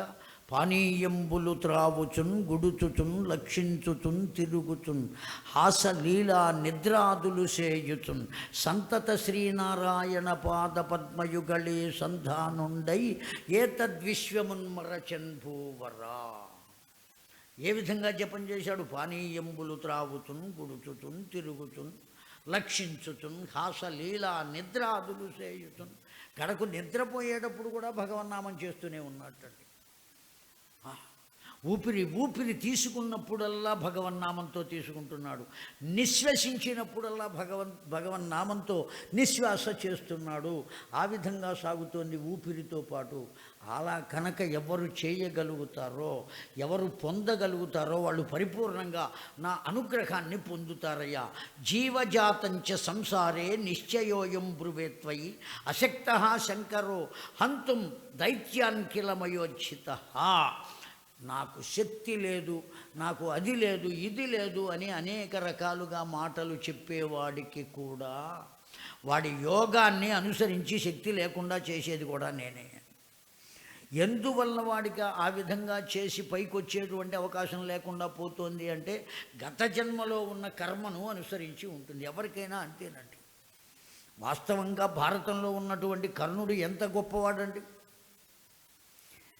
ఎన్ని రకాలైనటువంటి అస్త్రశస్త్ర విద్యలు వచ్చినటువంటి వాడు. అటువంటి వాడు ఎందువల్ల యుద్ధరంగంలో వెర్రివాడుగా నిహతుడయ్యాడు? కాసేపు చక్రాన్ని పైకి లాక్కుంటానయ్యా నేను, నువ్వు ఆగవయ్యా అంటే కృష్ణ పరమాత్మ అంతటి వాడు ఏం చెప్పాడండి? ఆలోచించకుండా నువ్వు బాణప్రయోగం చేయవయ్యా అని చెప్పాడు. వాస్తవంగా యుద్ధరంగంలో విరధుడు అయినటువంటి వాని జోలికి వెళ్ళరాదు, నా జోలికి రావద్దయ్యా అని అర్థించినటువంటి రాజు జోలికి వెళ్ళరాదు. ఇది రాజనీతి. కానీ కృష్ణ పరమాత్మ ఏం చేశాడు? అదే విషయాన్ని కర్ణుడు కూడా అడిగాడండి. అడిగితే 15 మంది చుట్టూ నిలబడి కేవలం 14 సంవత్సరాలు వయస్సు కలిగిన పిల్లవాడి చేత ఉన్న ధనస్సుని వెనుక నుంచి బాణప్రయోగం చేసి విరుగగొట్టినప్పుడు రాజనీతి గుర్తు రాలేదా కర్ణ అడిగాడండి. ఎంత గొప్పవాడా కర్ణుడు! మరి ఎందువల్ల గతించాడయ్యా అంటే గత జన్మలో చేసుకున్నటువంటిది. ఈ కర్ణుడు గత జన్మలో ఎవడయ్యా అంటే సహస్ర కవచుడు అని పిలువబడేటువంటి ఒకానొక రాక్షసుడు. 1000 కవచాలు ఉన్నాయి, తపస్సు చేసి ఆ కవచాలు పొందాడు. అంతేకాదు ఈ కవచాలు ఛేదించాలి అంటే 10,000 సంవత్సరాలు తపస్సు చేసిన వాడు ఒక కవచాన్ని ఛేదించవచ్చు. 1000 కవచాలు ఉన్నాయి అంటే ఆ 1000 కవచాలు పోవాలి అంటే 10,000 సంవత్సరాలు ఇంటూ 1000. అంతకాలం తపస్సు చేసిన వాడు మాత్రమే ఆ సహస్ర కవచుణ్ణి నిఘతము చేయగలడు, లేకపోతే చేయలేడండి, సంహరించలేడు. అటువంటి బలపరాక్రమాలు కలిగినటువంటి వాడు ఈ జన్మలో వాడిని సాక్షాత్తు 4వ అవతారమైనటువంటి నరనారాయణులు వచ్చి ఆ నరనారాయణులు తపస్సు చేస్తే అందులో నారాయణుని యొక్క తపస్సు అతడి కవచములను చీల్చడానికి సరిపడినంత ఉంటే ఎన్ని కవచాలు ఛేదించాడయ్యా అంటే 1000 కవచాలలో ఒక్క కవచము తప్ప మిగతా కవచాలన్నీ ఛేదించాడండి. ఆ ఒక్క కవచాన్ని కాపాడుకోవడానికి సహస్ర కవచుడు ఏం చేశాడు, అది కూడా ఛేదిస్తాడు అని భయం చేత సూర్యభగవానుని ఆశ్రయించాడు. ఆ సూర్యభగవానుని ఆశ్రయిస్తే ఆ సూర్యభగవానుడు నీకేం భయం లేదు, ఇక్కడ ఉండవయ్యా, శరణు అంటే చాలు కదండి, కాపాడుతాడు కదా. ఆ కారణం చేత సూర్యభగవానుడు కూడా వాడిని కాపాడాడు సహస్ర కవచుడిని. ఈ దేవతలంతా వెళ్ళి ప్రార్థించారు. సూర్యభగవానుడు ఏం చెప్పాడు, ముందు నన్ను సంహరించి తరువాత వాడిని తీసుకెళ్ళండి అన్నాడు. సూర్యభగవానుడిని ఎవరు సంహరిస్తారు, ఒకవేళ సంహరిస్తే ఏం జరుగుతుంది? అతడు ఉదయించకపోతేనే లోకాలన్నీ అట్టుడికిపోతాయి కదా. అటువంటిది అతడి జోలికి ఎవరు పెడతారు? ఏం చేయాలి? ఈ దేవతలు ఇలా ఊరుకుంటారా? ఏదో ఒక ఉపాయం చేస్తారు, నన్ను ఆశ్రయించిన వాడిని సంహరిస్తారు. నేను ఆశ్రయం ఇచ్చాను కదా, ఏం చెయ్యాలి అని ఆలోచించాడు. ఇంతలో అతడి భావం అతి భాగ్యము చేత ఆ సూర్యనారాయణ మూర్తిని కుంతీదేవి ప్రార్థించింది. ఆ కుంతీదేవి ప్రార్థించింది కనుక ఒక్కసారి మెరుపులా మెరిసింది ఆలోచన. ఆ ఆలోచన ఇచ్చింది కూడా నేనే అని చెబుతున్నదండి అమ్మవారు. ఆ ఆలోచన చేత ఆ సూర్యభగవానుడు ఈ సహస్ర కవచుని జీవతత్వాన్ని కుంతీదేవి గర్భంలో ప్రవేశపెట్టాడు. మొట్టమొదటిసారి వివాహం కాకుండానే ఆ విధంగా కుంతీదేవి సహస్ర కవచునకే జన్మనిచ్చింది. సహజ కవచ కుండలములతో అందుకే పుట్టాడండి. ఆ కవచం ఏదయ్యా అంటే ఆ 1000 కవచాల్లో ఒక్క కవచాన్ని మిగిల్చి మిగతావి ఛేదించాడు ఆ నారాయణుడు. ఆ ఒక్క కవచం మిగిలింది కనుక ఆ కవచంతోనే పుట్టాడు వాడు. చాలా గొప్పవాడయ్యా, మనం ఏమీ తెలియక ఏమనుకుంటున్నాం. సహజ కవచ కుండలాలతో పుట్టాడు. ఆ సూర్యభగవానుడే ఇచ్చాడు వీడికి కవచం కుండలం, ఎవ్వరూ ఇవ్వాల, వాడే తెచ్చుకున్నాడు, వాడిదే ఆ కవచం, తపస్సు వల్ల వచ్చినవి. ఇప్పుడు వాడట్టా వచ్చాడు కనుక వాడిని ఎలా సంహరించాలి? ఇప్పుడు నారాయణుడు సంహరించడానికి వీలు లేదు. నరుడైనటువంటి వాడే 10,000 సంవత్సరాలు తపస్సు పూర్తి చేసుకుంటే వాణ్ణి మళ్ళీ కుంతీదేవి గర్భాన దేవేంద్రుని వరప్రభావం చేత అర్జునుడుగా పుట్టేటట్టు చేసింది అమ్మవారు. ఇప్పుడు ఆ అర్జునుని చేతనే ఈ కర్ణుని సంహరింపచెయ్యాలి కనుక అతన్ని నిర్వీర్యుణ్ణి చేసింది. పరశురాముని వద్ద ఎన్ని విద్యలు అధ్యయనం చేసినా ఏం చేసినప్పటికీ అత్యవసరమైనటువంటి సమయంలో ఈ విద్యలేవి గుర్తు రాని స్థితిలో వాణ్ణి తయారు చేసింది కూడా నేనే. ఎవరు చెబుతున్నారండి ఈ మాట? అమ్మవారు చెబుతోంది. కనుక విద్య అమ్మవారే, అవిద్య కూడా అమ్మవారే. అయితే ఏమండి, మరి అవిద్య మంచిది కాదు అని అంటున్నారు కదా, ఈ అవిద్యను ఎలా ఇస్తుందండి అమ్మవారు? మనకు విద్య ఇవ్వవచ్చు కదా, అవిద్య రూపంలో ఎందుకు ఇవ్వవచ్చు అంటే అవిద్యను మనం కావాలని పొందాం. అవిద్య అనబడేటువంటి అమ్మవారిని మనం కావాలని పొందాం అంతే తప్ప అమ్మవారు మనకు ఇవ్వదు. నాకు ఏది పొందాలో నాకు తెలియదమ్మా, నీవే చెయ్యవమ్మా అని ఎప్పుడైతే అన్నామో సర్వం బాధ్యత ఎవరి మీద పెట్టుకుంటున్నప్పుడు అమ్మవారు తన మీదే పెట్టుకుంటుంది. ఆ పసిపిల్లవాడు ఉన్నాడండి, వాడు లేవలేడు, నడవలేడు, కనీసం అమ్మ నాకు పాలు కావాలని కూడా అడగలేడు, ఎక్కడో పని చేసుకుంటోంది, ఊయల్లో పడుకున్నాడు వాడు. ఒక్కసారి నిద్రలేచి కారుమన్నాడు. ఎంత పని చేస్తున్నా పనులన్నీ వదిలిపెట్టి వచ్చి ఆ పిల్లవాడికి స్తన్యాన్ని ఇచ్చి మళ్ళీ వాడిని పడుకోబెడుతుందా లేదా? ఆ విధంగా మనం ఏమడగాలో దాన్ని అడగాలి అమ్మవారు. అలా అమ్మవారి దగ్గర నుంచి పొందాలి. ఏది కాకుండా నాకు ఈ మూర్ఖత్వమే కావాలి అంటే అవిద్య రూపంలోనే వస్తుంది అమ్మవారు. దాని యొక్క రూపం కూడా అమ్మవారి. విద్య యొక్క రూపం, అవిద్య యొక్క రూపం, జ్ఞానము అజ్ఞానము ఎట్లా అది పొసగుతుంది అని అడిగితే దానికో ఉదాహరణ చెప్పారండి. ఒక బల్బు ఉన్నది, ఆ బల్బు నుంచి మనకు ఏమి వచ్చును? కాంతి వచ్చును అని సమాధానం. ఆ కాంతి ఎట్లు ఉండును?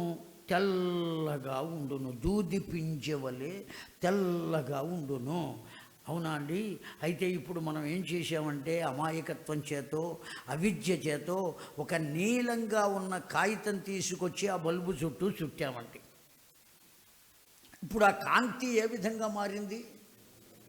ఎందుకని మారిందండి? అసలు దాని సహజమైనటువంటి స్వరూపం తెల్లగా ఉంటుందని కదా అనుకున్నది. నీలంగా ఎందుకు మారింది? నీ మూర్ఖత్వము అనే నీలపు కాగితాన్ని దాని చుట్టూ చుట్టావు నువ్వు. లోపల ఉన్నది విద్యయే, కానీ చుట్టింది ఎవరు? దాని చుట్టూ ఆ నీలపు కాగితాన్ని మనమే చుట్టాము. ఆ కారణం చేత లోపల ఉన్నటువంటి వెలుగు యొక్క రంగు మారింది. అసలు దాని వెలుగు ఏది అంటే విద్యయే. మనం విద్య పొంది ఉన్నాం, కానీ మన అమాయకత్వం చేత, మూర్ఖత్వం చేత, శఠత్వము చేత మనం ఏం చేశామయ్యా? మనకున్నటువంటి విద్యను అవిద్యగా మార్చుకున్నాం. ఇదే తెలివితేటలు అంటూ ఉంటాడండి. వాడెవడో ఒక సమాజం ఉన్నదండి, నాస్తిక సమాజం. ఆ నాస్తిక సమాజానికి కొంతమంది సభ్యులు ఉన్నారు. ఆ సభ్యుల్లో ఒక ఆయనకి బాగా తెలిసినటువంటి వేద పండితుడు ఒక ఆయన ఉన్నాడు. బాగా గొప్పగా చదువుకున్న వేద పండితుడు, కేవలం వేదం మూలమే కాకుండా భాష్యం కూడా తెలిసినటువంటి మహానుభావుడు. ఈ నాస్తికుడికి ఆయన స్నేహితుడు. ఆయన దగ్గరికి వెళ్ళి, నాస్తిక మహాసభలు జరుగుతున్నాయ్యా, 4 రోజులు జరుగుతాయి, నువ్వు కూడా రావలసింది అని ఆహ్వానించాడు. ఎవరిని? ఈ వేద పండితుడిని. నేనెందుకు లేవయ్యా, నీ సభలు నువ్వు జరుపుకో, నా సభలు నేను జరుపుకుంటా, నాకు వేద సభలని విడిగా ఉన్నాయి అన్నాడు. అయినా ప్రయత్నం చెయ్యి అని చెప్పాడు. వెళ్ళిపోయాడండి. జాగ్రత్తగా వినండి. వెళ్ళిపోయిన తర్వాత ఆ సభలు 6 రోజులు జరిగినాయి. ఆ నాస్తిక సభలు అన్నీ జరిగినాయి. ఒక్కరోజు కూడా వీడు రాలా, ఈ వేద పండితుడు వెళ్ళకపోతే చిట్ట చివరికి 7వ రోజున ఆ వేద పండితుని ఇంటికి వచ్చాడు స్నేహితుని. ఒక్కరోజు కూడా రాకపోతేవి కదా, ఎంతో గొప్పగా జరిగినాయ్యా, చాలా బాగా జరిగినాయా అని వేద పండితుడు అడిగాడు. ఓ బ్రహ్మాండంగా జరిగినాయి, ఆ భగవంతుడి దయ వల్ల అన్నాడు. ఏమన్నాడండి వెంటనే? ఎవరి వల్ల జరిగినాయి? వాడికి కూడా భగవంతుడి మీద నమ్మకమే. అతడు కూడా నీవు లేవు అని చెప్పి నేను లోకంలో బ్రతుకుతున్నానయ్యా, నన్ను ఇలా బ్రతికించవయ్యా అని ఇంట్లో నమస్కరించి వస్తాడు. కనుక భగవంతుడు లేడు అని చెప్పేటువంటి అవకాశం లేదు. అమ్మవారు అదే చెబుతున్న, తస్మాదకం విధేచ అస్మిన్ సర్గే వై వితతాభవం. నేను తప్ప ఇంకొక వస్తువు ఉండేటువంటి అవకాశమే లేదు. అహం ఏకం ప్రవర్తయ, నేనే ప్రవర్తించేటువంటి దానను సర్వము. కనుక మాయా త్యక్తం విధే నూనం స్పందితుం నక్షమం భవేత్, జీవజాతంచ సంసారే నిశ్చయోయం బ్రువేత్వయి. నాయనా, లోకంలో ప్రతి ఒక్కడు ఈ సంసారం శాశ్వతం అనుకుని ఏడుస్తూ ఉంటాడు. ఎట్లా ఏడుస్తూ ఉంటాడో ఉదాహరణ చెప్పారండి వ్యాఖ్యాత. శ్లేష్మములో పడిన ఈగవలే అన్నారండి. ఆ ఈగ శ్లేష్మం నుంచి బయటపడలేదు, లోపల ఉండలేదు, ఆ దుర్గంధాన్ని భరించలేదు ఆ ఈగ పాపం. కానీ ఆ పోనీ అందులోంచి బయటపడుతుందా అంటే ఎగరలేదు, జిగురుగా ఉన్న పదార్థంలో చిక్కుకుపోతుంది. ఆ కారణం చేత ఉండలేదు, పోలేదు. ఈ మానవుడు కూడా అంతే, సంసారంలో దాన్ని వదలలేడు, అట్లా అని ఉండలేడు. రోజు రోజు అనుకుంటూనే ఉంటాడు. అనుకోని గృహస్థు ఎవడైనా ఉన్నాడా? ప్రతి ఒక్కడు ఏదో ఒక రోజున భార్యతో ఓ మాట అంటాడండి, నా జీవితంలో నేను తప్పు చేశా. ఆవిడ కూడా ఊరుకోదు, ఏమిటా తప్పు అని ఇంత దీర్ఘం తీస్తుంది. నిన్ను పెళ్లి చేసుకోవటమే అంటాడు వాడు. ప్రతి ఒక్కడు అంటాడండి. అన్నవాడు పోనీ ఏమైనా వదిలిపెట్టి పెడతాడంటే చస్తే వెళ్ళాడు.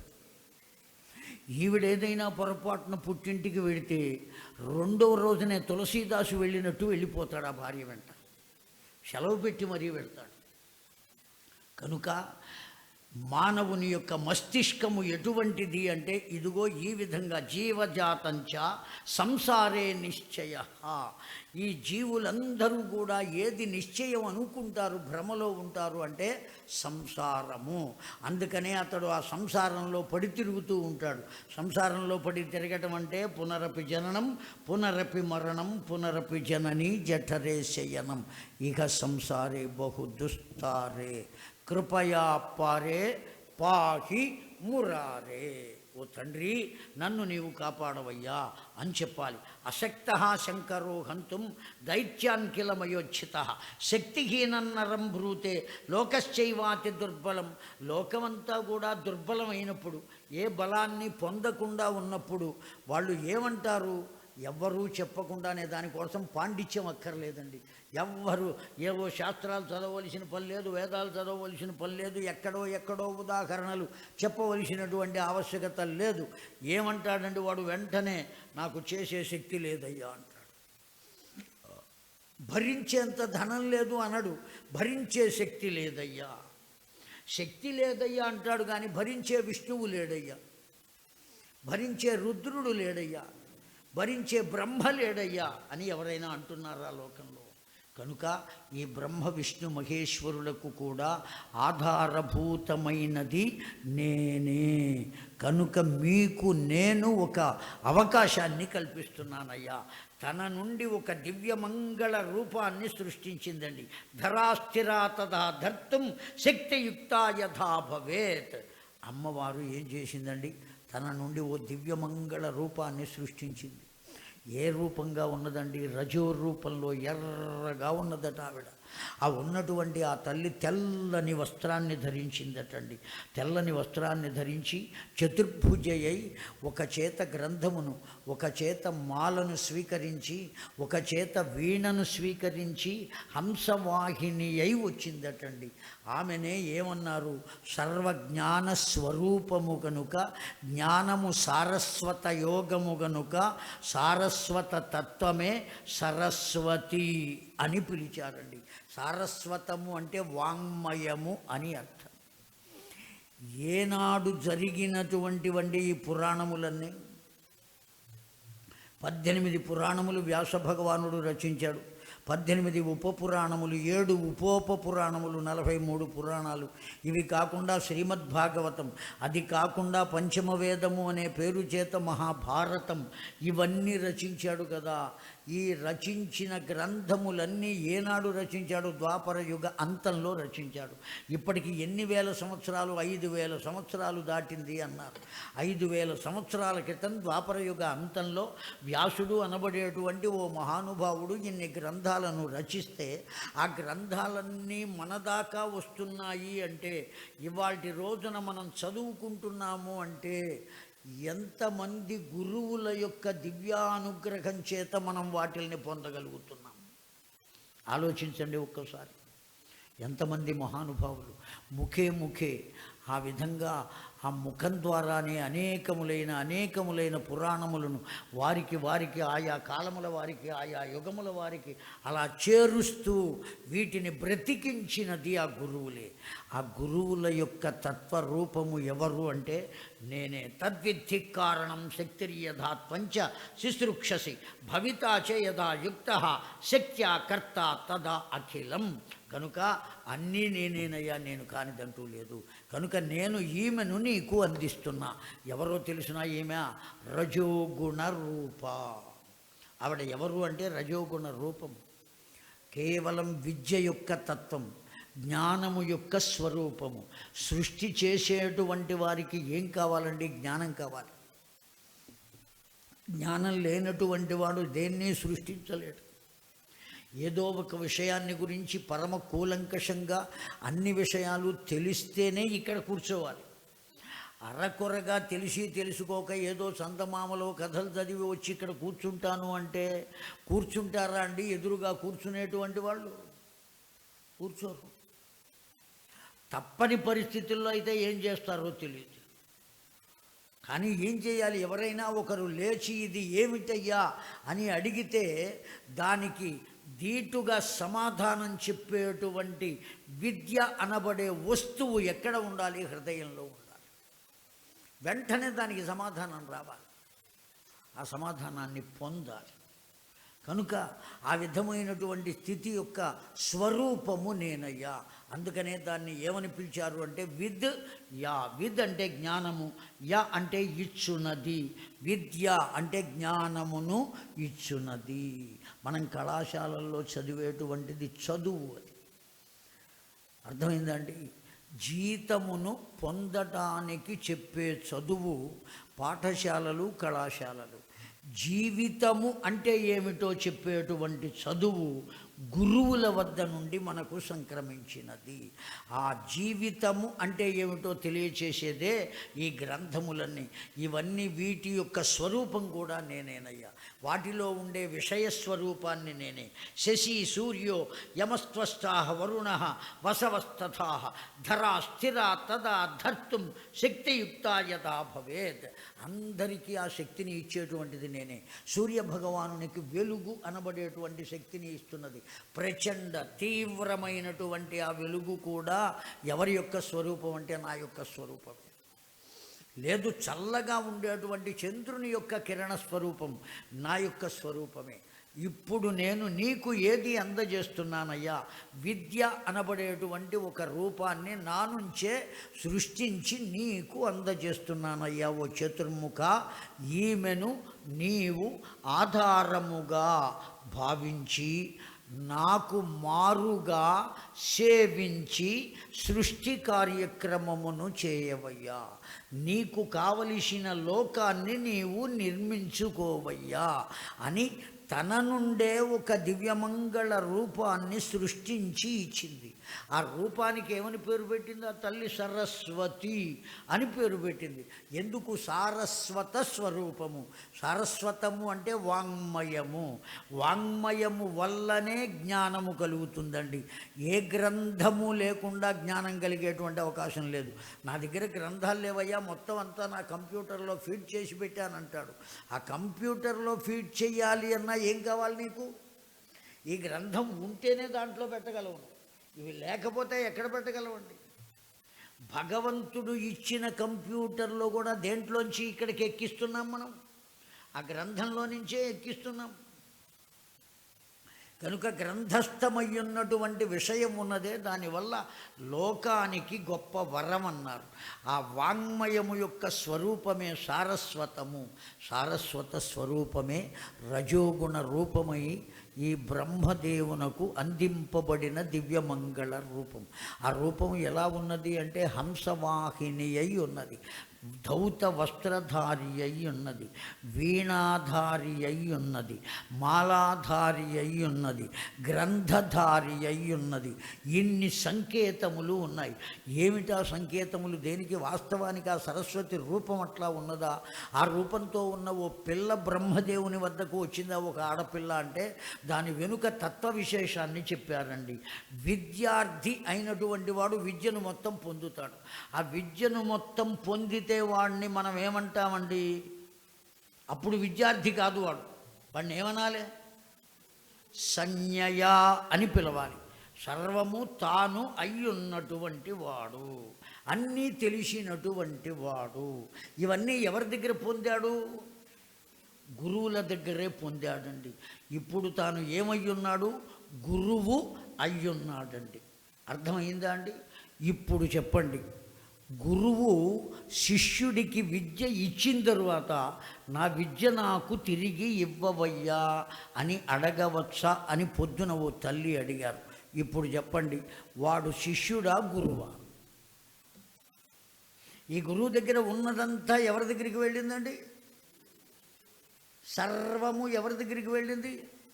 అతడి దగ్గరికి వెళ్ళింది. విద్య అనబడే సంపద. ఇప్పుడు అతడు ఏమై కూర్చున్నాడు? విద్యార్థి కాదు, గురువు అయి కూర్చున్నాడండి. విద్యార్థి అంటే విద్యను పొందడానికి వచ్చినవాడు మాత్రమే.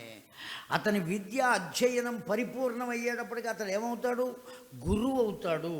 ఈ గురువు, ఆ గురువుని అడగటంలో దోషం లేదు. సందేహం తీరిందా అండి? ముఖే ముఖే సరస్వతి. ఎవరి వద్ద ఏ విద్య ఉన్నదో తెలియదు. చిట్ట చివరికి ఈ మనం వేసుకునే షర్ట్లు కుట్టేవాడు ఉన్నాడే, ఆ వస్త్రాన్ని ఏ విధంగా కట్ చేసి ఎలా కుడితే వాడు వేసుకోవడానికి వీలుగా ఉంటుంది అనేటువంటి జ్ఞానం వాడికి తెలుసు. అవునా కదా అండి? మనం ఏమీ వాడిని తేలిగ్గా చూడవలసిన ఆవశ్యకత లేదు. బుట్టలు అల్లేవాడు ఉన్నాడు. ఆ మేదర బద్దలను సన్నగా చేసి వాటిని జాగ్రత్తగా ఓ పద్ధతి ప్రకారం బుట్టగా తయారు చేసే జ్ఞానం వాడుకుంది. ఆ పని మనం చేయగలమండి? చివరికి రోడ్డు మీద బొమ్మలు వేసేవాళ్ళు ఉంటారు చాక్ పీసులతో. ఎంతో అందంగా గీస్తాడు వాడు, ఎంతో గొప్పగా గీస్తాడు. ఆ పని మనం చేయగలమా అండి? కనుక ఎవరెవరికి ఏ విద్య ఉన్నదో ఆ విద్య పరిపూర్ణంగా వాడు పొందటం చేత ఆ విద్యలో గురువు అవుతాడు. ఆ గురువు అయినటువంటి వాడి దగ్గర ఇక్కడ ఉన్నటువంటి గురువు నీ వద్ద ఉన్న విద్య నాకు నేర్పవయ్యా అని అడగటంలో దోషం లేదు. ఇప్పుడు బృహస్పతి ఏ స్థితిలో ఉన్నాడు? నా భార్యను నాకు ఇవ్వవయ్యా అని అడుగుతున్నాడు. అంటే ఇప్పుడు బృహస్పతి ఏ స్థితిలో ఉన్నట్టండి? మాయామేయ జగంబె నిత్యమని సంభావించుటల్ చేసి. ఏవి నిత్యం అనుకుంటున్నాడు? నా భార్య, నా పిల్లలు, నా ఇల్లు, ఇవన్నీ శాశ్వతం, నా భార్యను నేను పొందాలి అనేటువంటి ఆలోచనతో అమాయకత్వం చేత అజ్ఞానంతో అడిగాడు. కనుక బృహస్పతి ఏ స్థితికి చేరుకున్నాడు? అజ్ఞాని అయిన స్థితికి చేరుకున్నాడు. చంద్రుడు ఏ స్థితికి చేరుకున్నాడు? గురువు ఉండవలసిన స్థితికి చేరుకున్నాడు. ఇప్పుడు గురువుగా మారిన చంద్రుని అజ్ఞానము చేత ఉన్నటువంటి బృహస్పతి అడగవచ్చునా అడగరాదా? చెప్పండి, ప్రశ్న అడగవచ్చునా? ఇప్పుడు అర్థమైందా ఎందుకోసం అడిగాడో? అడగవచ్చండి. అడిగి తీసుకున్నాడు. తెలిసిందా అండి? ఎంత గొప్పగా తీసుకున్నాడు, ఎన్ని రకాలుగా. దేవగురువు అయినటువంటి వాడు కూడా దివ్యమైన జ్ఞానం కలిగిన తరువాత ఆ దేవేంద్రుని వద్దకు వెళ్ళి, నేను నీకు గురువుని కాదు, నువ్వు నాకు శిష్యుడు కాదయ్యా, ఎవరు గురువు ఎవరు శిష్యుడు లోకంలో, కనుక నేను చెప్పవలసిందేం లేదు అని వెళ్ళిపోతే, దేవతలకు గురువు లేక దిక్కు లేక బ్రహ్మదేవుని వద్దకు వెళ్ళి త్వష్ట ప్రజాపతి కుమారుడైనటువంటి విశ్వరూపుడు అనేవాడిని తెచ్చుకుని గురువుగా పెట్టుకున్నారు దేవేంద్రాదులంతా. తెలిసిందా అండి? కనుక గురువు యొక్క తత్వం అంత గొప్పది, ఆ గురువు యొక్క లీలా విశేషం అంత గొప్పది. ఈ తత్వం అంతా కూడా నేనేనయ్యా. అందువల్ల ఈ సరస్వతి యొక్క స్వరూపమునకు సంకేతం ఏమి అంటే, హంసకు ఒక గుణం ఉన్నది. ఏమిటా గుణం? జాగ్రత్తగా విందాం. నీరక్షీర న్యాయం. నీరక్షీర న్యాయము అంటే పాలు గనక అక్కడ ఉంచినట్లయితే ఆ పాలనలో ఉన్నటువంటి నీళ్లను విసర్జించి పాలు మాత్రమే స్వీకరిస్తుంది ఎవరు? హంస. అలాగే విజ్ఞానవంతుడైనటువంటి వాడు మంచి చెడులు రెండు తన ముందు ఉంటే చెడును విసర్జించి మంచిని మాత్రమే స్వీకరిస్తాడు. కనుక నన్ను పొందినవాడు ఈ విధంగా ఉంటాడు అని చెప్పటానికి సంకేతమే ఆ రజోగుణ రూపమైన సర్వ వాంగ్మయ రూపమైన సారస్వత తత్వమైన సరస్వతి దేని మీద అధివసించి ఉన్నది అంటే హంస మీద ఉన్నది. దీనికి సంకేతం అది. ఆ సర్వ విద్యలు పొందినటువంటి వాడు ఏ విధంగా ఉంటాడండి? ఎవరిని ద్వేషించడు, ఎవరిని దూషించడు, చాలా గొప్పగా ఉంటాడు వాడు. సర్వం బ్రహ్మమయం అనే స్థితిలో ఉంటాడు. అది విద్య అంటే. అందరిలోనూ భగవంతుణ్ణి చూడగలుగుతాడు. అది విద్య అంటే. కేవలం గ్రంథంలో ఉన్నది చదివితే విద్య కాదు. కనుక ఆ స్థితిని పొందాలి అంటే హంస, ఆ హంస వాహనాన్ని పొంది ఉన్నది. అంత విద్యావంతుడైన వాడి మనస్సు ఎలా ఉంటుంది అంటే, ఆ రూపంతో వచ్చినటువంటి తల్లి ధరించిన వస్త్రము వలె తెల్లగా ఉంటుందండి, పాలు కారుతున్నట్టుగా. ఒక చిన్న మచ్చ కూడా ఉండదు. ఒక తెల్లని కాగితం మీద పెన్నుతో ఒక చిన్న డాట్, ఒక చుక్క పెడితే అది కనబడుతుందా? కనబడదా? ఖచ్చితంగా కనబడుతుందండి. అది ఎంత చిన్న చుక్క అయినా అంత తెల్లగా ఉండాలి అంటే ఆ ఒక్క చుక్క కూడా లేకుండా ఉండాలి. ఆ విధంగా ఎవరు ఉండగలుగుతారు? విద్యావంతుడు మాత్రమే ఉంటాడు. ఎంత చదువు చదివినా మోహము నశించకపోతే, ఎంత చదువు చదివినా ఆశ నశించకపోతే, ఎంత చదువు చదివినా పిసునత్వము నశించకపోతే, పిసునత్వం అంటే ఎదుటి వారిని విమర్శించేటువంటి గుణం, వాడికి ఏం తెలుసు, వాడి మోహం, నన్ను అడుగు నేను చెబుతా అని ఎవ్వరూ అనకూడదండి. ఎవరిని అడగాలి, ఎవరికి ఎంతవరకు తెలుసు? అందరికీ అన్నీ తెలియకపోవచ్చు, కానీ మనకు తెలియని విషయం ఎదుటి మనిషికి తెలియవచ్చు. ఏమండి, నాకు తెలియంది మీకు తెలియవచ్చు, మీకు తెలియంది నాకు తెలిసి ఉండవచ్చు, నాకు మీకు కూడా తెలియనటువంటి విషయం ఇంకొకరికి తెలిసి ఉండవచ్చు. కనుక ఎవరిని నిరసించరాదు. పిసునత్వము అంటే కొండెములు చెప్పుట, ఒకరిని గురించి విమర్శించుట, ఆ పని ఎప్పటికీ చేయరాదు, ఆ విధంగా ఉండరాదు. దీన్ని విద్య అంటాం. అటువంటి గుణం ఆ తెల్లని వస్త్రాన్ని ధరించడం చేత సంకేతంగా కనపడుతున్నది. ఎప్పటికీ కూడా ఎన్నిసార్లు చెప్పినా, ఇప్పటికి భాగవతాన్ని 204 సార్లు చెప్పానండి నేను. భాగవతాన్ని, శ్రీమద్ భాగవతం 204 సార్లు అయ్యింది. రేపు 16వ తారీఖు నుంచి మళ్ళీ చీరాలలో ఉన్నది భాగవతం. 16వ తారీఖు 205వ భాగవతం అవుతుంది. ఎన్నిసార్లు చెప్పినా మరలా గ్రంథాన్ని మొత్తాన్ని చదువుకుంటూ ఉండవలసిందే ఎప్పటికప్పుడు. అందుకనే ఉపాధ్యాయుడు అన్నారు. ఉపాధ్యాయుడు అంటే ఉపసమీపే అధ్యయన, ఆ విద్యార్థితో కలిసి కూడి అధ్యయనం చేసేవాడు, కనుకనే ఉపాధ్యాయుడు. కనుక ఈ చెప్పేవాడు ఇన్నిసార్లు చెప్పాను కదా నేను అని మెదలకుండా పుస్తకం మూసేసి నేను చెబుతున్నా వినండి అంటే వాళ్ళు కూడా మేము వింటున్నాం అనుకోరా అని హాయిగా కూర్చుని నిద్రపోతారు. సుఖంచమే, శేనంచమే, సుసాచమే, సుదినంచమే, ఎంత అదృష్టం. కనుక ఎప్పటికప్పుడు మళ్ళీ అతడు ఏం చేస్తూ ఉండాలి? అధ్యయనం చేస్తూనే ఉండాలి. దానికి సంకేతంగానే అమ్మవారి చేతిలో గ్రంథం ఉన్నది అన్నారు. ఆ గ్రంథం దేనికోసం? ఎప్పటికప్పుడు నువ్వు చదువుతూ ఉండు. అంతేకాదు ఒక చేత మాల ఉన్నది, ఆ చదివిన దాన్ని ఏం చేస్తూ ఉండాలండి? మననం చేస్తూ ఉండాలి, వదిలిపెట్టరాదు. ఎప్పుడైతే హంస వలె ఉచ్చ నీచములను తెలిసి నీచమును త్యజించి ఉచ్చ స్థితిని ఆశ్రయిస్తావో, ఎప్పుడైతే ఏ విధమైన మచ్చ లేకుండా తెల్లని స్వభావాన్ని కలిగి ఉంటావో, ఎప్పుడైతే నిరంతర గ్రంథము పుస్తకము పురుగుగా ప్రవర్తిస్తావో, ఎప్పుడైతే ఆ అధ్యయనం చేసిన దాన్ని మననం చేస్తూ ఉంటావో, నీవు సాక్షాత్తు విద్యాస్వరూపుడవు అని అనిపించుకుంటావయ్యా. అలా అనిపించుకోవడానికి నీలో ఉన్న 70,000 నాడులను 7 తీగలుగా చేసి నీ జీవితమునే వీణగా చేసి ఆ తల్లియే తన చేతులతో నీ తంత్రులను మీటుచున్నదయ్యా. ఆ కారణం చేత నీ జీవితం తరిస్తుందయ్యా. ఇది సరస్వతీదేవి యొక్క స్వరూప సంకేతం. అలాగే తన నుండి ఓ దివ్యమంగళ రూపాన్ని సృష్టించిందండి. ఎట్లా ఉన్నదట? ఆవిడ తెల్లగా ఉన్న శుద్ధ సత్వస్వరూపిణి. ఆవిడ ధరించిన వస్త్రం మాత్రం ఎర్రగా ఉన్నదటండి. ఎర్రని వస్త్రాన్ని ధరించింది, తెల్లని రూపంతో ఉన్నది. ఎవ్వరు ఆమె అంటే సాక్షాత్తు లక్ష్మీదేవి. సర్వలక్షణ లక్షిత యుక్తాయా లక్ష్మి అని చెప్పబడిందండి. ఆలోచన అనబడేది సంపద, మేధస్సు అనబడేది సంపద, బలము అనబడేది సంపద, శక్తి అనబడేది సంపద, ఆనందము అనబడేది సంపద. ఇవన్నీ సంపదలే. సంతానము సంపద, గృహము సంపద, భర్త సంపద, అన్ని సంపదలే. ఇన్ని సంపదలకు రూపమైనటువంటి రూపాన్ని తన నుండే సృష్టించి ఎవరికి అందజేసింది? నారాయణుడు విష్ణువునకు అందజేసిందండి. నీవు ఈమెను నాకు మారుగా చూచుకొనవలే. ఆమె యొక్క స్వరూపమే సంపద యొక్క స్వరూపం. నాకు మారుగా చూసుకోవాలయ్యా ఆమెను, అంత జాగ్రత్తగా చూసుకోవాలి అని ఆ లక్ష్మీదేవిని. ఎందుకంటే స్థితికారకుడైనటువంటి వాడికి ఏం కావాలండి? ఆయన సృష్టి చేశాడు, బాగానే ఉంది.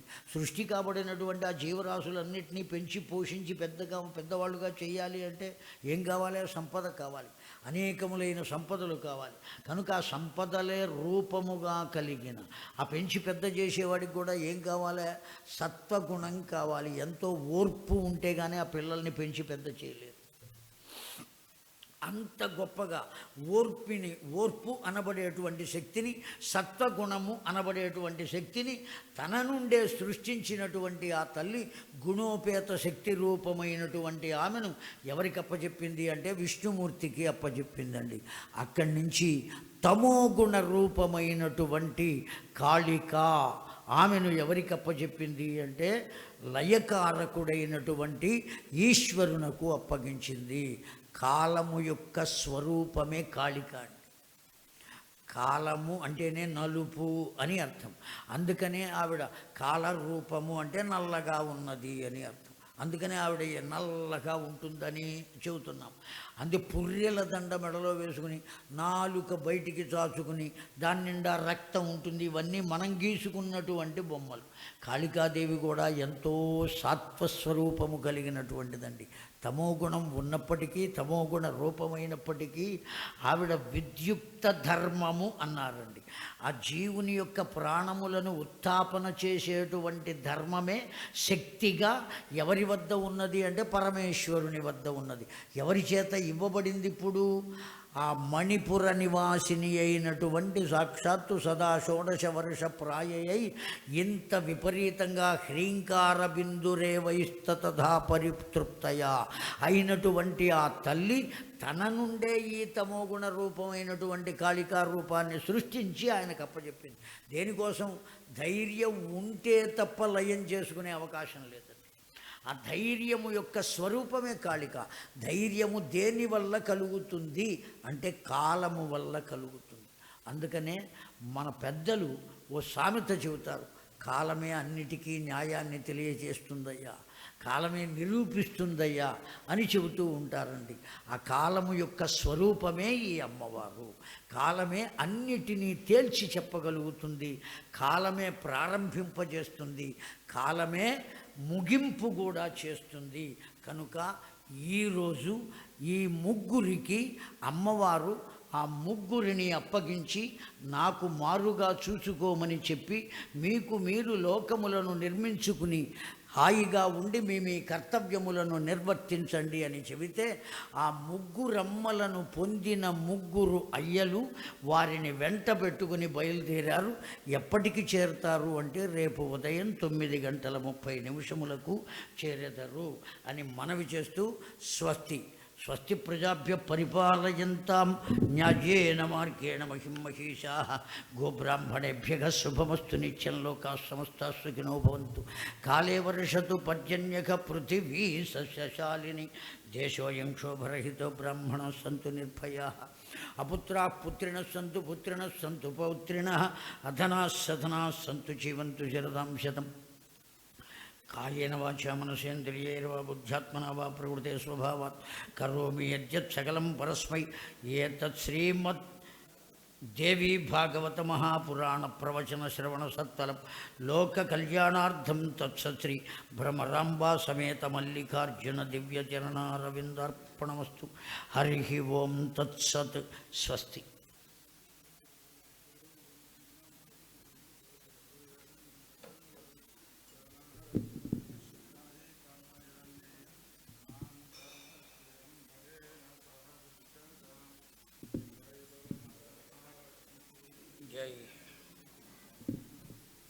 జై బోలో జగదంబ విశ్వపాలిని మాతకు.